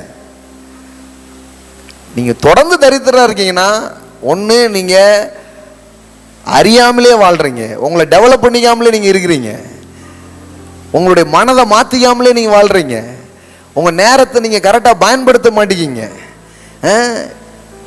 இல்லைன்னா சோம்பேறித்தனத்திலேயே இருக்கிறீங்க. ஆமா, இதெல்லாம் வேதாகமம் தரித்திரம் ஒரு மனுஷனை இப்போ இதனாலதான் ஒட்டிக்குதுன்னு இருக்குது. இன்னைக்கு எல்லாத்தையும் வெட்டிடணும். ஆமென். ஆமா. அப்போ எல்லாம் சொல்லுங்க, பெரிய கனவுகள் வையுங்கள், சிறிய லக்குகள் வைத்து ஒவ்வொரு நாளும் அதை அடைய பாருங்க. ஆமென். ஆமா, பவுல் சொல்றாரு, அந்த லக்கை நோக்கி நான் தொடர்கிறேன்ங்கிறார். அந்த பரம தரிசனத்துக்கு நான் கீழ்ப்படியாமல் இருந்ததில்லை அப்படிங்கிறார். அப்போ பயணம் பண்ண எல்லாரும் பாருங்க, ஒரு தரிசனம் அவங்க மனசுல இருந்திருக்குது, ஒரு கனவு இருந்திருக்கிறது. பவுல் சொல்லுகிறார், நான் அதை அடைந்தாயிட்டுன்னு சொல்ல மாட்டேன், ஆனா அதை நோக்கி தொடர்ந்து போறேன். ஆமென். 10 கோடி வந்துடுச்சுன்னு சொல்ல மாட்டேன், ஆனா அதை நோக்கி தொடர்ந்து போய்கொண்டே இருக்கிறேன். ஆமென், அல்லேலூயா. 10 லட்சத்தை தாண்டிட்டோம். இப்போ இந்த இது திட்டமே போடல வச்சுக்கோங்களேன், 10 லட்சமும் கிடையாதுல்ல. சரி, திட்டம் போட்டு என்ன ஆச்சு? இந்த 10 லட்சத்தை தாண்டிட்டோம்ல, இன்னும் 2 சைவர் எக்ஸ்ட்ரா ஆட் ஆகிறதுல எவ்வளோ நேரம் ஆகும்? அப்படிதான். ஆமென். ஆனா திட்டம் போடலன்னா ஒண்ணும் கிடையாது. புரியுதுங்களா? வரும், கண்டிப்பா வரும். நல்ல ஒரு வீடு கட்டணும் பிளான் பண்ணுங்க, நல்ல வேலையை ஒன்று செய்யணும் பிளான் பண்ணுங்க.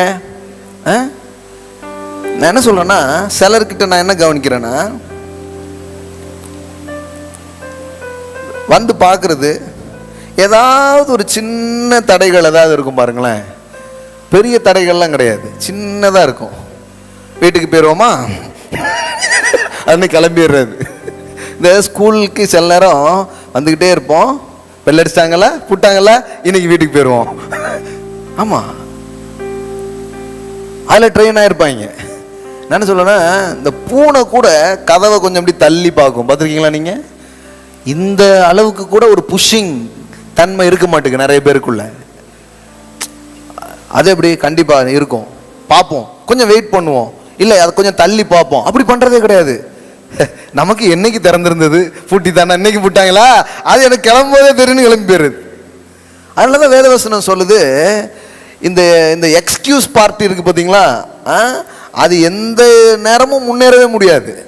அவன் வந்து எப்படி பைபிளில் போட்டுக்குதுன்னா, சோம்பேறி வந்து என்ன பண்ணுவான்னா, வீதியிலே சிங்கம் வழியிலே கொலையுண்பேன் என்று சோம்பேறி சொல்லுவான். வீட்டில் உட்காந்து, ஏன் வெளியில போல? இல்லை, இந்த வழியா சிங்கம் போச்சுன்னு சொன்னாங்க. இன்னைக்கு வந்து எல்லாத்தையுமே அடைச்சிட்டாங்களாமே, இன்னும் 1 வாரம் ஆகுமாமே, இன்னும் 3 மாசம் ஆகுமாமே. லாக்டவுன் டைம்ல என்ன பண்ணலான்னு கடவுள்கிட்ட கேட்டு அதுக்கு ஒரு வழியை செஞ்சு வேலையை முடிக்கணும். அவங்களுக்கு பேர் தான் விசுவாசி. சும்மா காரணம் சொல்லிட்டு இருக்கலாம் கிடையாது. அப்போ கடவுள் உங்ககிட்ட பேசலையா? நீ என்ன பண்ணிட்டு இருக்கீங்க? நல்லா தூங்கி கோட்டத்தை விட்டுட்டு உட்காருங்களேன். அன்னைக்கு ஒரு டெஸ்ட் பண்ணி பார்த்தேன், இந்த லாக்டவுன் டைம்ல 25 lakhs நான் வந்து ஏர்ன் பண்ணியிருக்கிறேங்கிறாரு. ஆமென்.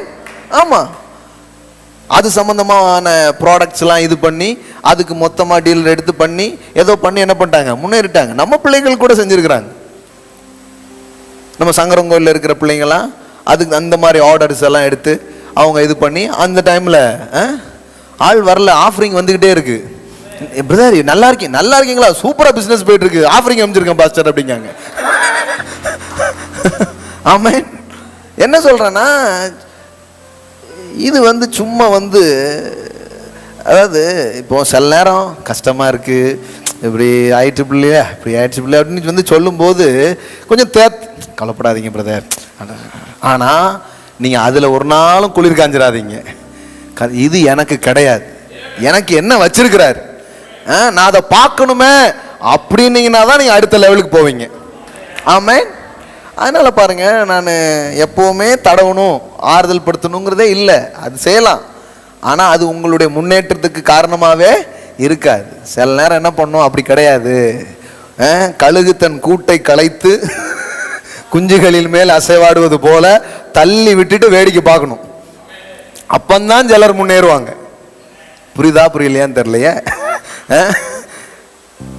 இல்லைன்னா கழுகு குஞ்சா இருக்காது, காக்கா குஞ்சுமா இருந்துரும்.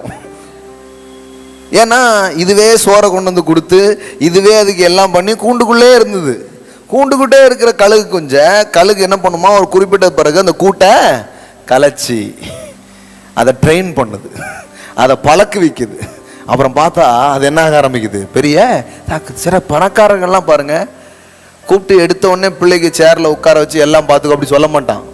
ஏன்னா அவனுக்கு தெரியும் அப்படியே உட்கார வச்சோம்னா வேற மாதிரி ஆயிரும்ட்டு.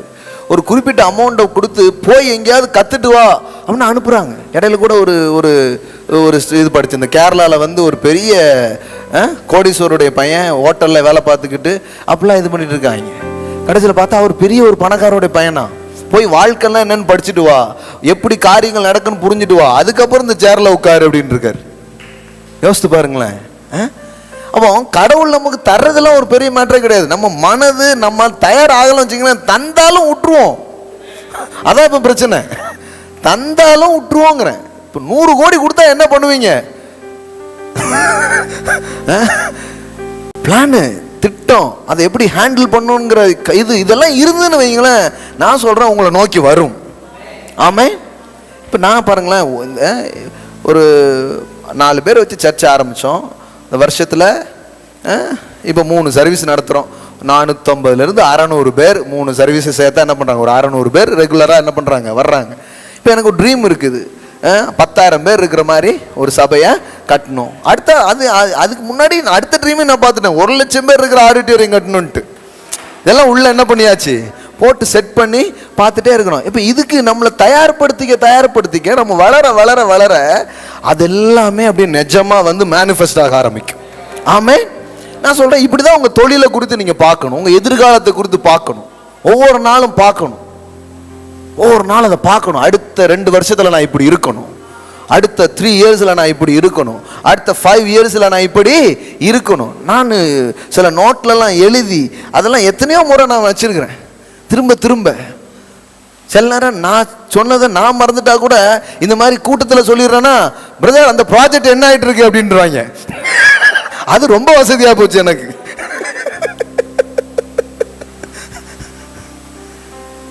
சில வந்து சொல்லக்கூடாது, வலிக்காம போயிரும் எல்லாம் நம்ம கற்று வச்சிருக்காங்க தப்பா. அப்படிலாம் கிடையாதுங்க. ஒரு மனுஷன் கெடுக்க முடியும்னா அது என்ன திட்டம்? முழு பாதாளமே வந்தாலும் தடுக்க முடியாது. ஆமென். கர்த்தர் செய்ய நினைத்தது தடைபடாது. ஆமென். அப்போ வெற்றி, செழிப்பு, பெருக்கம் எனக்கு கிடைக்கல, எனக்கு வரல, எனக்கு நடக்கல அப்படி நினைக்காதீங்க. கண்டிப்பா உங்களுக்கு உண்டாயிருக்கு. அதுக்கான தடையெல்லாம் இயேசு என்ன பண்ணிட்டாரு, நீக்கிட்டார். இப்போ மனதில் சிந்தனையில் ஏதோ ஒன்று ராங்கா போயிட்டு இருக்குது, அதை மாத்துங்க.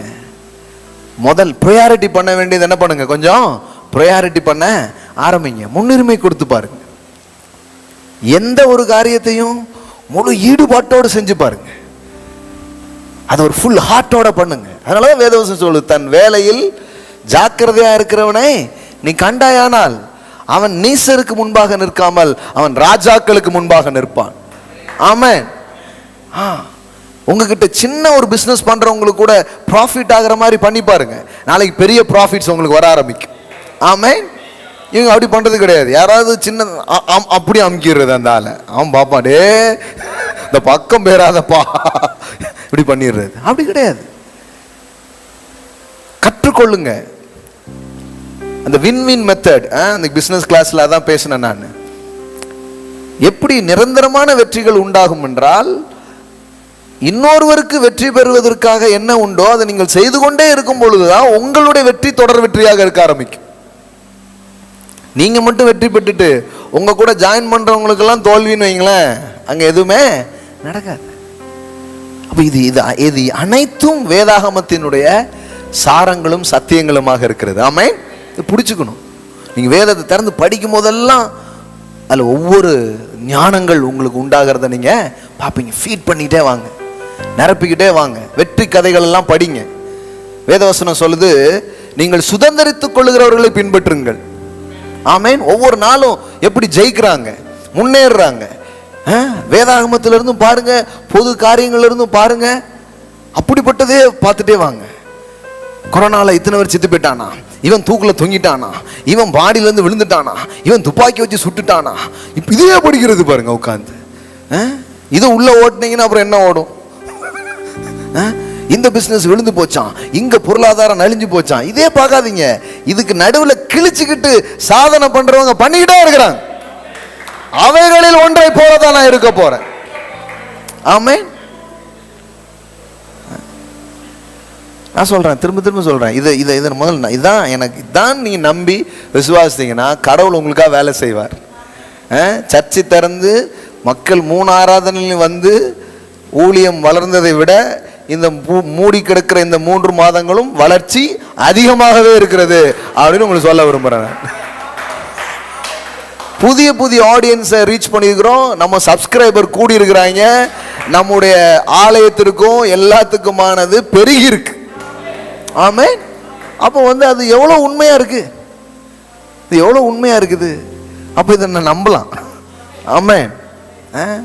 அப்போ இதனோட இணைஞ்சுக்கோங்க, இதனோட ஒத்துப்போங்க. சும்மா தோல்வியின் உணர்வோட, பய உணர்வோட, சந்தேக உணர்வோட இருக்காதீங்க. இன்னும் சொல்கிறேன், நல்ல நீட்டாக ட்ரெஸ் பண்ணுங்க. ஆமென். இதெல்லாம் எல்லாமே சொல்லி தர வேண்டியது இருக்குது. ஆமாம், வாயில் நம்பிக்கையான வார்த்தைகளை பேசுங்க. நீங்கள் வாயை திறந்தீங்கன்னா நல்ல ஹோப்ஃபுல்லான வார்த்தை பேசுங்க. யாராவது உங்களை பார்த்து பிஸ்னஸ் எப்படி பண்ணுங்கன்னா, அது இந்த லாக்டவுனுங்கிறதே வாயில் வரக்கூடாது முதல்ல. ஆமாம், இந்த டவுனான ஆள்கிட்ட போயிட்டு நம்ம என்னத்தை பண்ண அப்படின்னு அது அம்மையே போயிட்டு இருக்கு, அங்கே நடக்குது இங்கே போகுதுன்னா, ஏப்பா இவன் தான்ப்பா ஆளுன்னு கையில் கொடுத்துட்டு போயிடுவாங்க.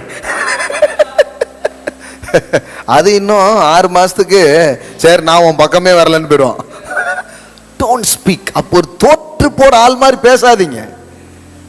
கர்த்தர் என் பக்கமா இருக்கிறாரு. ஆமென். ஆமா, உங்களுக்கு என்ன பண்ணணும் சொல்லுங்கன்னு கேளுங்க. என்ன இவன் என்ன வேற மாதிரி கேட்டுக்கிட்டு இருக்கிறான் அப்படின்ட்டு. நான் உங்களுக்கு என்ன செய்ய வேண்டும் என்று இருக்கிறீர்கள் அப்படி ஜீசஸ் மாதிரி கேளுங்க. இப்போ இயேசு உன்னை கூப்பிட்டு கேட்குறாரு, இப்போ உனக்கு என்ன செய்யணும்? எனக்கு இந்த குளத்துல நான் இறங்குக்கு முன்னாடி இறங்கிடுறான், என்னை இறக்கி விட ஆள் இல்லை. சுகமாக விரும்புகிறாயா? நான் சொல்றேன், இந்த நேரங்களில் கூட நீங்க செழிப்படைய விரும்புறீங்களா? நீங்க சொல்லுங்க, நான் விரும்புறேன் ஆண்டவரே, ஆனா கலக்கினாதான் இறங்கணும்னு அவசியம் இல்லை. நீங்க வேற வழி வச்சிருப்பீங்க. நீங்க வந்து ஒரு வழி மூடுனா பல வழி திறக்கிற தெய்வம் அல்லவா? ஆமென். இந்த சிம்பிள் ஃபெய்த்துக்கு வர முடியாதா? இந்த சிம்பிள் ஃபெய்த்துக்கு வந்து பாருங்க, சூப்பர் நேச்சுரலா மணி உங்க கையில வரும். நான் உங்களுக்கு சொல்றேன், அந்த நாளில் இயற்கைக்கு அப்பாற்பட்ட விதத்தில் வியாபாரங்களும் பணங்களும் வாய்ப்புகளும் உங்களை பிடித்துக் கொள்ளும் நான் சொல்றேன். இந்த நேரத்தில் நான் என்ன செய்யணும்? நீங்களே ஒரு பிசினஸ் உருவாக்குகிற நேரமா இது மாறுங்க. இயேசுவின் நாமத்தினாலே புதிய திட்டங்கள் தீட்ட, இல்லை எதையோ ஒன்றை வளர்த்து கொள்ள, எதையோ ஒன்றை கற்றுக்கொள்ள, ஏதோ ஒன்றை வந்து செய்வதற்கு ஒரு நேரமா கடவுள் இதை உங்களுக்கு மாற்றி கொடுப்பார். ஆமென். எல்லாம் சொல்லுங்க, எனக்கு ஒன்றும் வீணா போகாது. ஆமென். எனக்கு வந்து இந்த பாயிண்ட் சொல்றதை விட எனக்குள்ள இருக்கிற ஆதங்கத்தை உங்க மேல ஊத்தணும்னு தான் பேசிட்டு இருக்கிறேன் நான். இன்றைய பிரசங்கத்தின் தலைப்பு ஆதங்கம். இன்னும் கடவுளுடைய பிள்ளைகள் ஏன் செழிக்காமல் இருக்கிறீர்கள் என்கிற ஆதங்கம். ஆமாங்க, உங்களுக்குள்ள அது வரட்டும். அந்த வெறி, நான் வரணும், அள்ளி விதைக்கணும், அந்த மாதிரி ஒரு வெறி வரட்டும் உள்ள. சும்மா எத்தனை நாள் இந்த தச்சமா பார்க்கன்ட்டே உட்காந்துட்டு இருப்பேன். வாரி இறைக்கணும் ஆண்டவரே, அந்த அளவுக்கு எனக்கு வரணும். நானே ஒரு 100 பிள்ளைகளை படிக்க வைக்கணும், நானே சில ஊழியங்கள் எல்லாம் செய்யணும், அப்படி ஒரு விதத்தில் நான் வரணும். இப்படின்னு யோசித்து பாருங்க. இது எதாவது தப்பு இருக்கா? அப்படி யோசித்தா இப்படி யோசிக்கிறது எதுவும் தப்பு இருக்கா? ஒரு தப்பும் கிடையாது. யோசித்து பாருங்க. யோசிக்கிறதுல தான் செழிப்பே துவங்கும். ஆமென். ஆமா, எனக்கு இது கொஞ்சம் கொஞ்சம் தெரிஞ்சுது. அனுபவிச்சதுக்கு அப்புறம் ரொம்ப தைரியமாயிடுச்சு. அதனாலதான் எப்பவுமே யோசிக்கிறது. ஆமென். எஸ், மிகப்பெரிய வீட்டை நான் என் கண்ணில் பார்த்துட்டே இருக்கேன். ஆமென். ஆமாம், மிகப்பெரிய வீடை நான் பார்க்குறேன். ஆமென். அது மட்டும் இல்லை, அந்த வீட்டை பார்க்குறதுக்கே கொஞ்சம் பேர் இந்த ஊருக்கு வராங்க. அந்த மாதிரி ஒரு வீட்டில் நான் வாழ்கிறத பார்க்குறேன். நிஜமாங்க.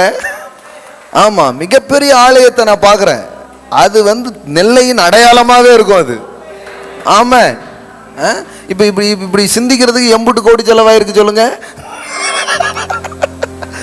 ஒரு செலவுமே ஆகலை. இப்படி சிந்திக்கிறதுக்கு எதுவும் செலவா?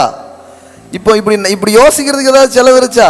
ஒண்ணுமே கிடையாது. நீங்க வேற ஆமேன்னு வேற சொல்லிட்டீங்களா, அப்ப கண்டிப்பா நடந்துரும். 2 பேர் ஒரு முனைப்பட்டா நடந்துடும் போட்டிருக்க, இம்புட்டு பேர் ஒரு முனை போட்டிருக்கீங்க, அப்ப நடக்குமா நடக்காதா? ஆமே. சிந்திச்சு சிந்திச்சு பேசி பேசி உங்க உலகத்தை உருவாக்குங்க. கடவுளை அப்படிதான் உங்களை கூப்பிட்டுருக்கிறாரு. எனக்கு இல்லை, நடக்கலை, முடியலை, இல்லை இல்லை, ஏதோ ஒரு வழி இருக்குமே, ஏதோ ஒரு பாதை இருக்குமே, ஏதோ ஒரு காரியம் இருக்குமேன்னு நோண்டிக்கிட்டே இருங்க, தேடிட்டே இருங்க. யாருக்கும் தெரியாது, உங்களுக்கு தெரிய ஆரம்பிக்கும். ஆமே. நான் போகிறேன், காரில் போயிட்டுருக்கேன், முன்னாடி ஒரு கார் இருக்குது, அதில் ஒட்டியிருக்கிறான். எனக்கு அந்த மாதிரி எண்ணங்கள்லாம் அதாவது நீங்கள் என்ன மாதிரி இருக்கீங்களோ அது உங்கள் கண்ணுக்கு தெரியும். இது ஒரு பிரின்சிபிள்ஸ் பாருங்களேன். எல்லாரும் கண்ணுக்கு அது தெரியாது. நீங்க அதாவது உங்க உள் உலகம் விசுவாசத்தாலும் நம்பிக்கையாலும் நிறைஞ்சாதான் வெளியிலேயே அதை பார்ப்பீங்க. உள்ள இருட்டா இருந்துச்சிங்கன்னா வெளியில ஒன்றும் தெரியாது உங்களுக்கு. இயேசுவே வந்து நின்னாலும் பேய் அப்படின்றீங்க. ஆமாங்க, அது கார் போட்டிருக்கான். அதாவது பாதை இல்லையா, பாதையை உருவாக்கு. பாவைகளா என்ன நம்பிக்கையான வார்த்தையெல்லாம் எழுதி போட்டிருக்காங்க. பாதை பாதை இல்லை பாதை இல்லைன்னு சொல்லாத, நீ பாதைய உருவாக்கு. ஒரு காமன் மேனோட திங்கிங்ஸ் இப்படி இருக்கு பாருங்களேன். கடவுள் சொல்றாரு, வனாந்தரத்தில் நான் வழியை உனக்கு உண்டாக்குவேன், அவாந்தர வெளியில ஆறுகளை ஓட வைப்பேன். இதை யோசித்து பார்ப்பாங்க. வனாந்தரம்னா என்ன? ஒண்ணுமே இல்லை, அங்கதான் நான் வழியை கொண்டு வருவேங்கிறாரு. ஆமென். தண்ணியே இல்லை, அங்க நான் ஆறுகளை கொண்டு வருவேன். எப்பவுமே அந்த அந்த பாசிபிள் அப்படிங்கிற அந்த எனர்ஜி அதுதான் வெல்த்தை கிரியேட் பண்ணுது. அதுதான் வெல்த்தை கிரியேட் பண்ணுது. முடியும், சாத்தியம், நடக்கும், நான் சுதந்திரிப்பேன். இதுதாங்க செல்வம். நீங்க நினைக்கிறீங்களா பேப்பர் காசு 100 கோடி 2 கோடி 10 கோடி அது கிடையாது. உள்ள உருவாகுது பாருங்க. இப்ப எனக்குள்ள ஒண்ணு அதான் ஓடி இருக்கு, இதை தான் ஊத்தணும்னு நான் பேசிட்டு இருக்கிறேன் நான். இதுதான் எங்க போனாலும் என்ன பண்ணுது, அதை அட்ராக்ட் பண்ணி கொண்டு வருது. சில கண்ட்ரிக்கு போனா அந்த கண்ட்ரியில காசு வராதுன்னு சொல்லியிருக்காங்க, ஆனா நான் போனா எனக்கு வரும்.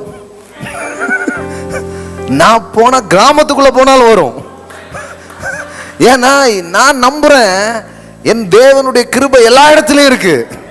ஆமா, எல்லா இடத்துலயும் எனக்கு ஐஸ்வர்யங்களை என் தேவன் கொண்டு வருகிற தேவன். அதனாலதான் வருது. ஒருத்தர் சொல்றாரு, ஒருத்தர் எனக்கு வந்து 2 முறை என்ன பார்த்தாரு, 2 முறையும் கையில் இருக்கிற மோதிரத்தை கலத்தி ஆஃபரிங்கா கொடுத்துட்டு போயிட்டாரு. அப்ப நான் இதை டெஸ்ட் பண்ணியா சொல்லிட்டு இருந்தேன். அவர் நண்பரால நம்ப முடியல. அவரா அப்படின்ட்டாரு. அவரு கொடுக்கவே மாட்டார, கொடுக்காதவங்களும் எனக்கு கொடுப்பாங்களே.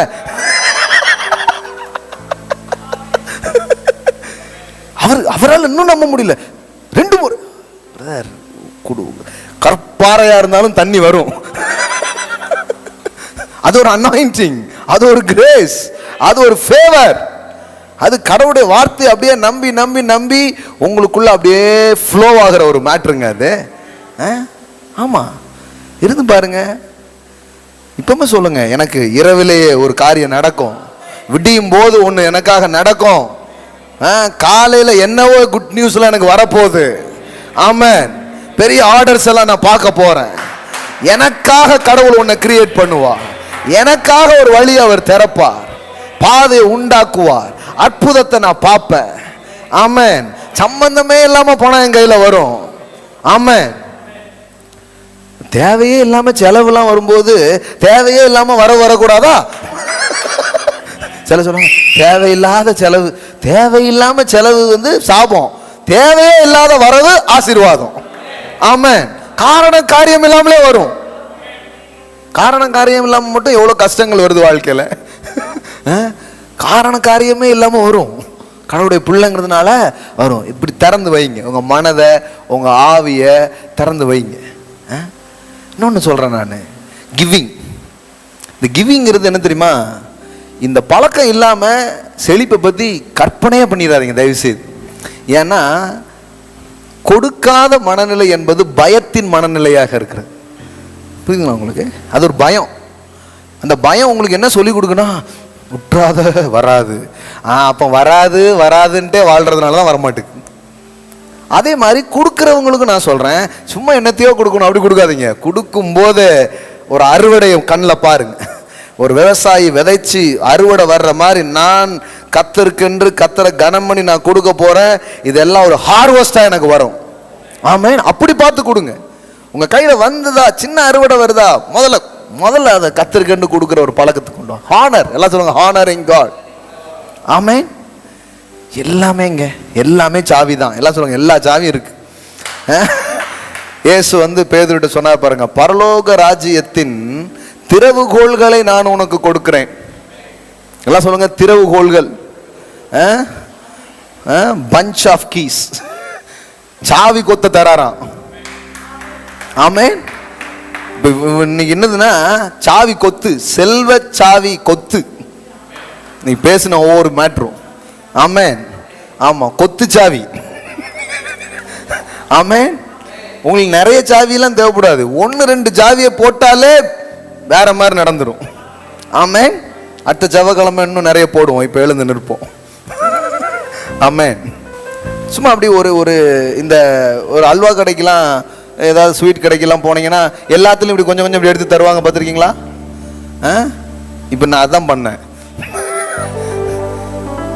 ஆமாம், பிரசங்கம் பாயிண்ட்டு அதெல்லாம் ஓகே, அது நிறைய இருக்கு பாருங்கண்ணா, இப்படி காண்டு வச்சுருக்கேன்.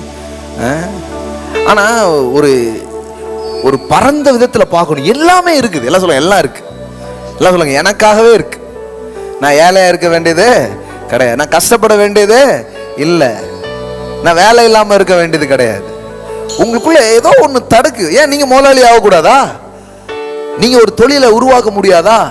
உங்களால் சில ப்ராடக்ட்ஸை கிரியேட் பண்ண முடியாதா? சில ப்ராடக்டை உங்களால் சேல் பண்ண முடியாதா? ஏதோ உங்களுக்குள்ள ஏதோ ஒன்று தடை. நம்ம ஒரு இமேஜ் உள்ள கிடக்கு, தப்பான இமேஜ் யாரோ போட்டு வச்சிருக்காங்க. நீ என்னைக்குமே யாராக தான் இருக்க முடியும், நீலாம் வந்து நடத்த முடியுமா என்ன? நீ வந்து ஓனரெலாம் ஆகிறது ரொம்ப கஷ்டம். ஏதோ ஒன்று போடணும். இன்னொன்று என்னென்னா, அந்த சின்ன லெவல்லே செஞ்சுட்டு இருக்கக்கூடாது. இப்போ அம்மாலாம் நெல்லிக்காய் என்னெல்லாமோ ஜூஸ் போடுறாங்க. அன்னைக்கு போய் ஒரு கடையில் நெல்லிக்காய் ஜூஸ் வாங்குறேன், 36 ரூபாயோ 8 ரூபாயோ, எவ்வளோயா? 38 ரூபாயா ஜூஸ், இப்படி தான் இருக்குது. அப்போ நான் வாங்கிட்டு வந்தேன், சரி ஏதோ இருக்குன்னு வந்துட்டு. என் ஒய்ஃப் சொல்லுதா, என்ன ஜூஸு, நம்ம பாபாம்மா போடுற ரேஞ்சுக்கு அது வருமா, அது என்ன அருமையாக இருக்கும் அப்படின்ட்டு உங்கள் இதை தான் அவள் பெருசாக சொல்கிறா. அவனுக்கு என்ன தெரியுதுன்னா, ஒன்றுமில்லாத ஜூஸை அழகாக பாட்டிலில் போட்டு நீட்டாக ஒட்டி என்ன பண்ணுறான், 36 ரூபா. இங்கே 5 ரூபாயோ 10 ரூபாயோ, அது அந்த அம்மா சிரிச்சா சும்மாவே கொடுத்துட்டு போயிடும். இந்த ரேஞ்சுக்கு பிஸ்னஸ் போயிட்டு இருக்கு. அவன் வந்து நம்ம ப்ராடக்டை எப்படி மக்கள்கிட்ட கொண்டு போய் சேர்க்குறோங்கிறது ரொம்ப முக்கியம். ஏன்னா நம்மகிட்ட ஒரு பொருள் வாங்குறாங்கன்னா நம்மளை பார்ப்பாங்க, நம்மளை பார்த்து தான் நிறைய நேரத்தில் நம்ம பொருளை என்ன பண்ணுறாங்க, மதிப்பிடுறாங்க. அதனால தான் உங்கள் பொருளை நீங்கள் கொண்டு போய் சேர்க்கும்போது நல்ல தரமாக இது பண்ணணும். அப்போ அந்த பொருளையும் பார்க்கும்போது மக்களுக்கு என்ன வரும், ஓ இது ரொம்ப தரமாக இருக்கும் போல, அருமையாக இருக்கும் போல அப்படிங்கிற மாதிரி இது பண்ணணும். நம்ம அதை வேல்யூ பண்ணிடணும். உங்கள் பொருளுக்கு நீங்கள் மதிப்பு கொடுத்துட்டீங்கன்னா எல்லாருமே மதிப்பு கொடுக்க ஆரம்பிச்சிருவாங்க. ஆமென். நீங்கள் அதை மட்டமாக நினச்சிங்கன்னா எல்லாருமே அதை நினைப்பாங்க, குறைவாக தான் நினைப்பாங்க பாருங்க. அப்போ ஏதோ ஒரு விதத்தில் தேவன் உங்களை எழுப்ப விரும்புகிறார். ஹல்லேலூயா, ஹல்லேலூயா. ஒரு நல்ல விதையை உங்கள் கையில் எடுத்துக்கோங்க. ஹல்லேலூயா. அந்த நாளில் கேட்ட வார்த்தையை கனம் பண்ணும்படியாய் ஆன்லைனில் பார்க்குற பிள்ளைங்க ஆன்லைன் மூலமாக நீங்கள் கொடுக்கலாம். Thank you holy spirit. ஹல்லேலூயா. ஒரு ஜாயை நான் ஃபீல் பண்ணுறேன். I feel joy in my spirit. அப்படின்னா என்ன அர்த்தம்னா, ஏதோ ஒன்று நல்லது உங்களுக்கு நடக்க போகுது. ஹல்லேலூயா. இந்த நாளில் இதை கேட்டுட்டு இருக்கிற நீ யாராக இருந்தாலும் சரி, சம்திங் ஏதோ நல்ல காரியம் உங்கள் வாழ்க்கையில் நடக்க போகுது. உங்களுடைய பொருளாதாரத்தில், உங்களுடைய பண விஷயத்தில், உங்களுடைய வியாபாரங்களில், உங்களுடைய பிஸ்னஸில் இன்னும் ஒரு உயர்வை நீங்கள் பார்க்க போகிறீங்க. இன்னொரு மேன்மை நீங்க பார்க்க போறீங்க. இன்னைக்கு கொடுக்க போறது ஒரு விசுவாச விதை தான். It's a faith seed. It's a faith seed. Hallelujah, hallelujah, hallelujah, hallelujah, ஹல்லேலூயா. உங்களுக்கும் அதே ஜாய ஆவியானவர் கொடுப்பாருன்னா, அதே லெவல் ஆஃப் ஃபெய்த்தை நீங்க பெற்றுக்கொள்வீங்கன்னா, you can sow now. ஹல்லேலூயா. அதை வந்து நீங்க ஃபோன் பே மூலமா, கூகுள் பே மூலமா அக்கௌண்ட்ல நீங்க சோ பண்ணலாம். அல்லது முடிந்த பிறகு ஸ்வைப்பிங் மூலமாக நீங்க ஆஃபரிங் என்ன பண்ணலாம், செலுத்தலாம். Hallelujah. It's a faith seed. ராஷாகா லபோரா ஷேகேரே போலோரோ. உங்க கரங்களை எடுத்துக்கொள்ளுங்க. Lord, hallelujah, hallelujah, hallelujah. I speak prosperity, Lord. I speak success. I speak open doors. வழி இல்லாத இடத்துல வழியை திறக்கிற காரியத்தை நான் பிள்ளைகளுடைய வாழ்க்கையில பேசுறேன் சுவாமி. ஹல்லேலூயா, ஹல்லேலூயா. ஒருத்தர் கூட தரித்திரத்தில் இருக்கக்கூடாது, இல்லாமல் இருக்கக்கூடாது, பற்றாக்குறையில் இருக்கக்கூடாது, பலவீனத்தில் இருக்கக்கூடாது, கொஞ்சத்தில் இருக்கக்கூடாது. தரித்திரத்தின் வல்லமையை நான் உடைக்கிறேன் இயேசுவின் நாமத்தினாலே. ஹல்லேலூயா. பெருகுவதற்கான வாசல்கள், கதவுகள் திறந்திருக்கிறதை மனங்கள் கண்டுகொள்ளும்படிக்காய் நான் இந்த நேரத்தில் நான் ஜெபிக்கிறேன். விதைக்கிற இந்த விதையை ஒரு பெரிய அறுவடையா மாத்துங்க சுவாமி. இந்த நாள்ல அவங்க என்ன விதைக்கிறாங்களோ அதை 100 மடங்கு அறுக்கும்படிக்காய் ஒரு அபிஷேகத்தை அது மேல நான் பேசுறேன் சுவாமி. ரஷாலாபோரா, வெள்ளி உம்முடையது, பொன்னு உம்முடையது, பூமியும் அதன் நிறைவும் உம்முடையது. உங்க பிள்ளைங்க எப்படி தரித்திரா இருக்க முடியும் சுவாமி? ஒரு போதும் முடியவே முடியாது. ஹல்லேலூயா. நீர் செல்வந்த தகப்பன். ஹல்லேலூயா, ஹல்லேலூயா. எங்களை செல்வந்தனாக்கும்படியாய் இயேசுவை கல்வாரி சிலுவையிலே எங் தரித்திர கோலமாய் தொங்கும்படி அனுமதித்தீர். எங்கள் தரித்திரம் எல்லாம் அங்கு சுமந்து தீர்க்கப்பட்டிருக்கிறது. இப்போது சிந்தனையில, வாழ்க்கையில, பயத்தின் மூலமா, அவநம்பிக்கையின் மூலமா, அறியாமையின் மூலமா இருக்கிற எல்லா தரித்திரத்தையும் உடைக்கிறேன் இயேசுவின் நாமத்தினால. ஹல்லேலூயா, ஹல்லேலூயா. ஷக்கரபலரா. தங்கு தடையின்றி பணம் வருவதாக. I speak money flow, cash flow. கபரகதரா. விதைக்கும் போது சொல்லுங்க, ஆண்டவரே இது ஒரு கனமான விதைக்கிறேன், இது ஒரு பணமா இல்ல, ஒரு கனமான இன்னைக்கு விதைக்கிறேன்னு சொல்லுங்க.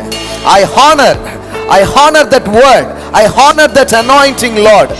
வேதவசனம் சொல்லுகிறது, உன் விளைவின் முதற்பலனால் கர்த்தரை கனம் பண்ணு, அப்பொழுது உன் ஆலைகளில் திராட்சரசம் புரண்டு ஓடும். அப்ப தேவனுடைய வார்த்தை சொல்லுது, it's flow. ஹல்லேலூயா. புரண்டு ஓடும், புரண்டு ஓடும், புரண்டு ஓடும். ஹல்லேலூயா. உன் களஞ்சியங்கள் பூரணமாக நிரம்பும். ஹல்லேலூயா. அப்ப புரண்டு ஓடுதலும் நிரம்புதலும் கனம் பண்ணுகிற பிள்ளைகளுக்கு உரியதா இருக்கிறது. ஹல்லேலூயா. ஷேகிரே போகு டாலாபாரா ரிஷாடாலாபௌராகதாரா. புதிய ஐடியாக்கள் இப்பொழுதே உண்டாகட்டும் சுவாமி. புதிய யோசனைகள் வருவதாக. ஹல்லேலூயா, ஹல்லேலூயா. நிறைய பிராண்ட கிரியேட் பண்ணட்டும், புதிய புதிய பிராண்ட கிரியேட் பண்ணட்டும். விற்பனை செய்கிற அபிஷேகத்தை இந்த இடத்துல நான் திறந்து விடுகிறேன். ஹல்லேலூயா. தைரியமா போல்டா போய் ப்ராடக்ட்ட சேல் பண்ணட்டும்.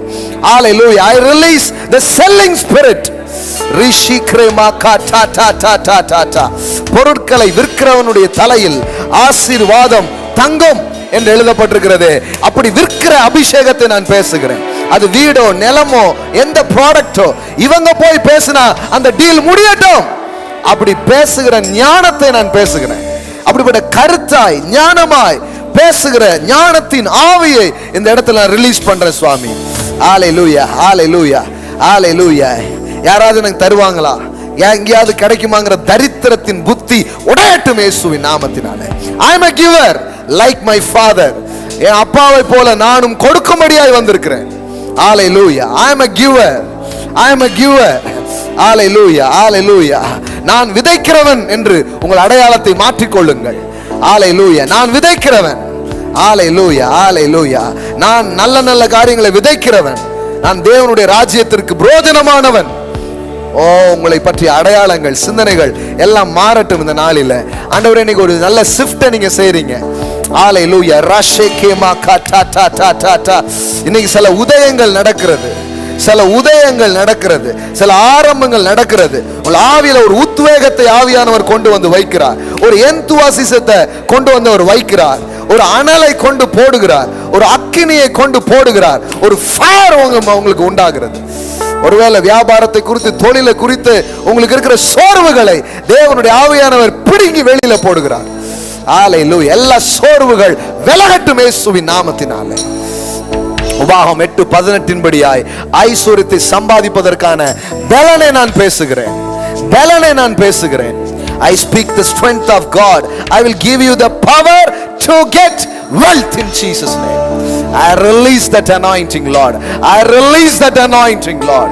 ஆன்லைன்ல, Facebookல எங்க இருந்து பார்த்துட்டு இருந்தா பிள்ளைகள் மேல, Lord, I release that anointing. ஷாகேனா மகோராபா டலபரகா டலபரபலபரா. வானமே திறந்திருக்க, கடவுளே எங்களுக்கு துணை நிற்கிறாரு. எங்களை யார் தடுக்க முடியும்? பிள்ளைகள் முன்னேறி செல்லட்டும், ஏறி வரட்டும். ஹல்லேலூயா. தொழில் உலகங்களில் அநேகர் ஹல்லேலூயா எழும்பட்டும் இயேசுவின் நாமத்தில். Thank you Holy Spirit. நீங்க உதவி செய்வதற்காக நன்றி. ஒவ்வொரு விதையும் பெரிய அறுவடையாய் மாறுகிறதற்காய் நன்றி. இயேசுவின் நாமத்தில் பிதாவே, ஆமென்.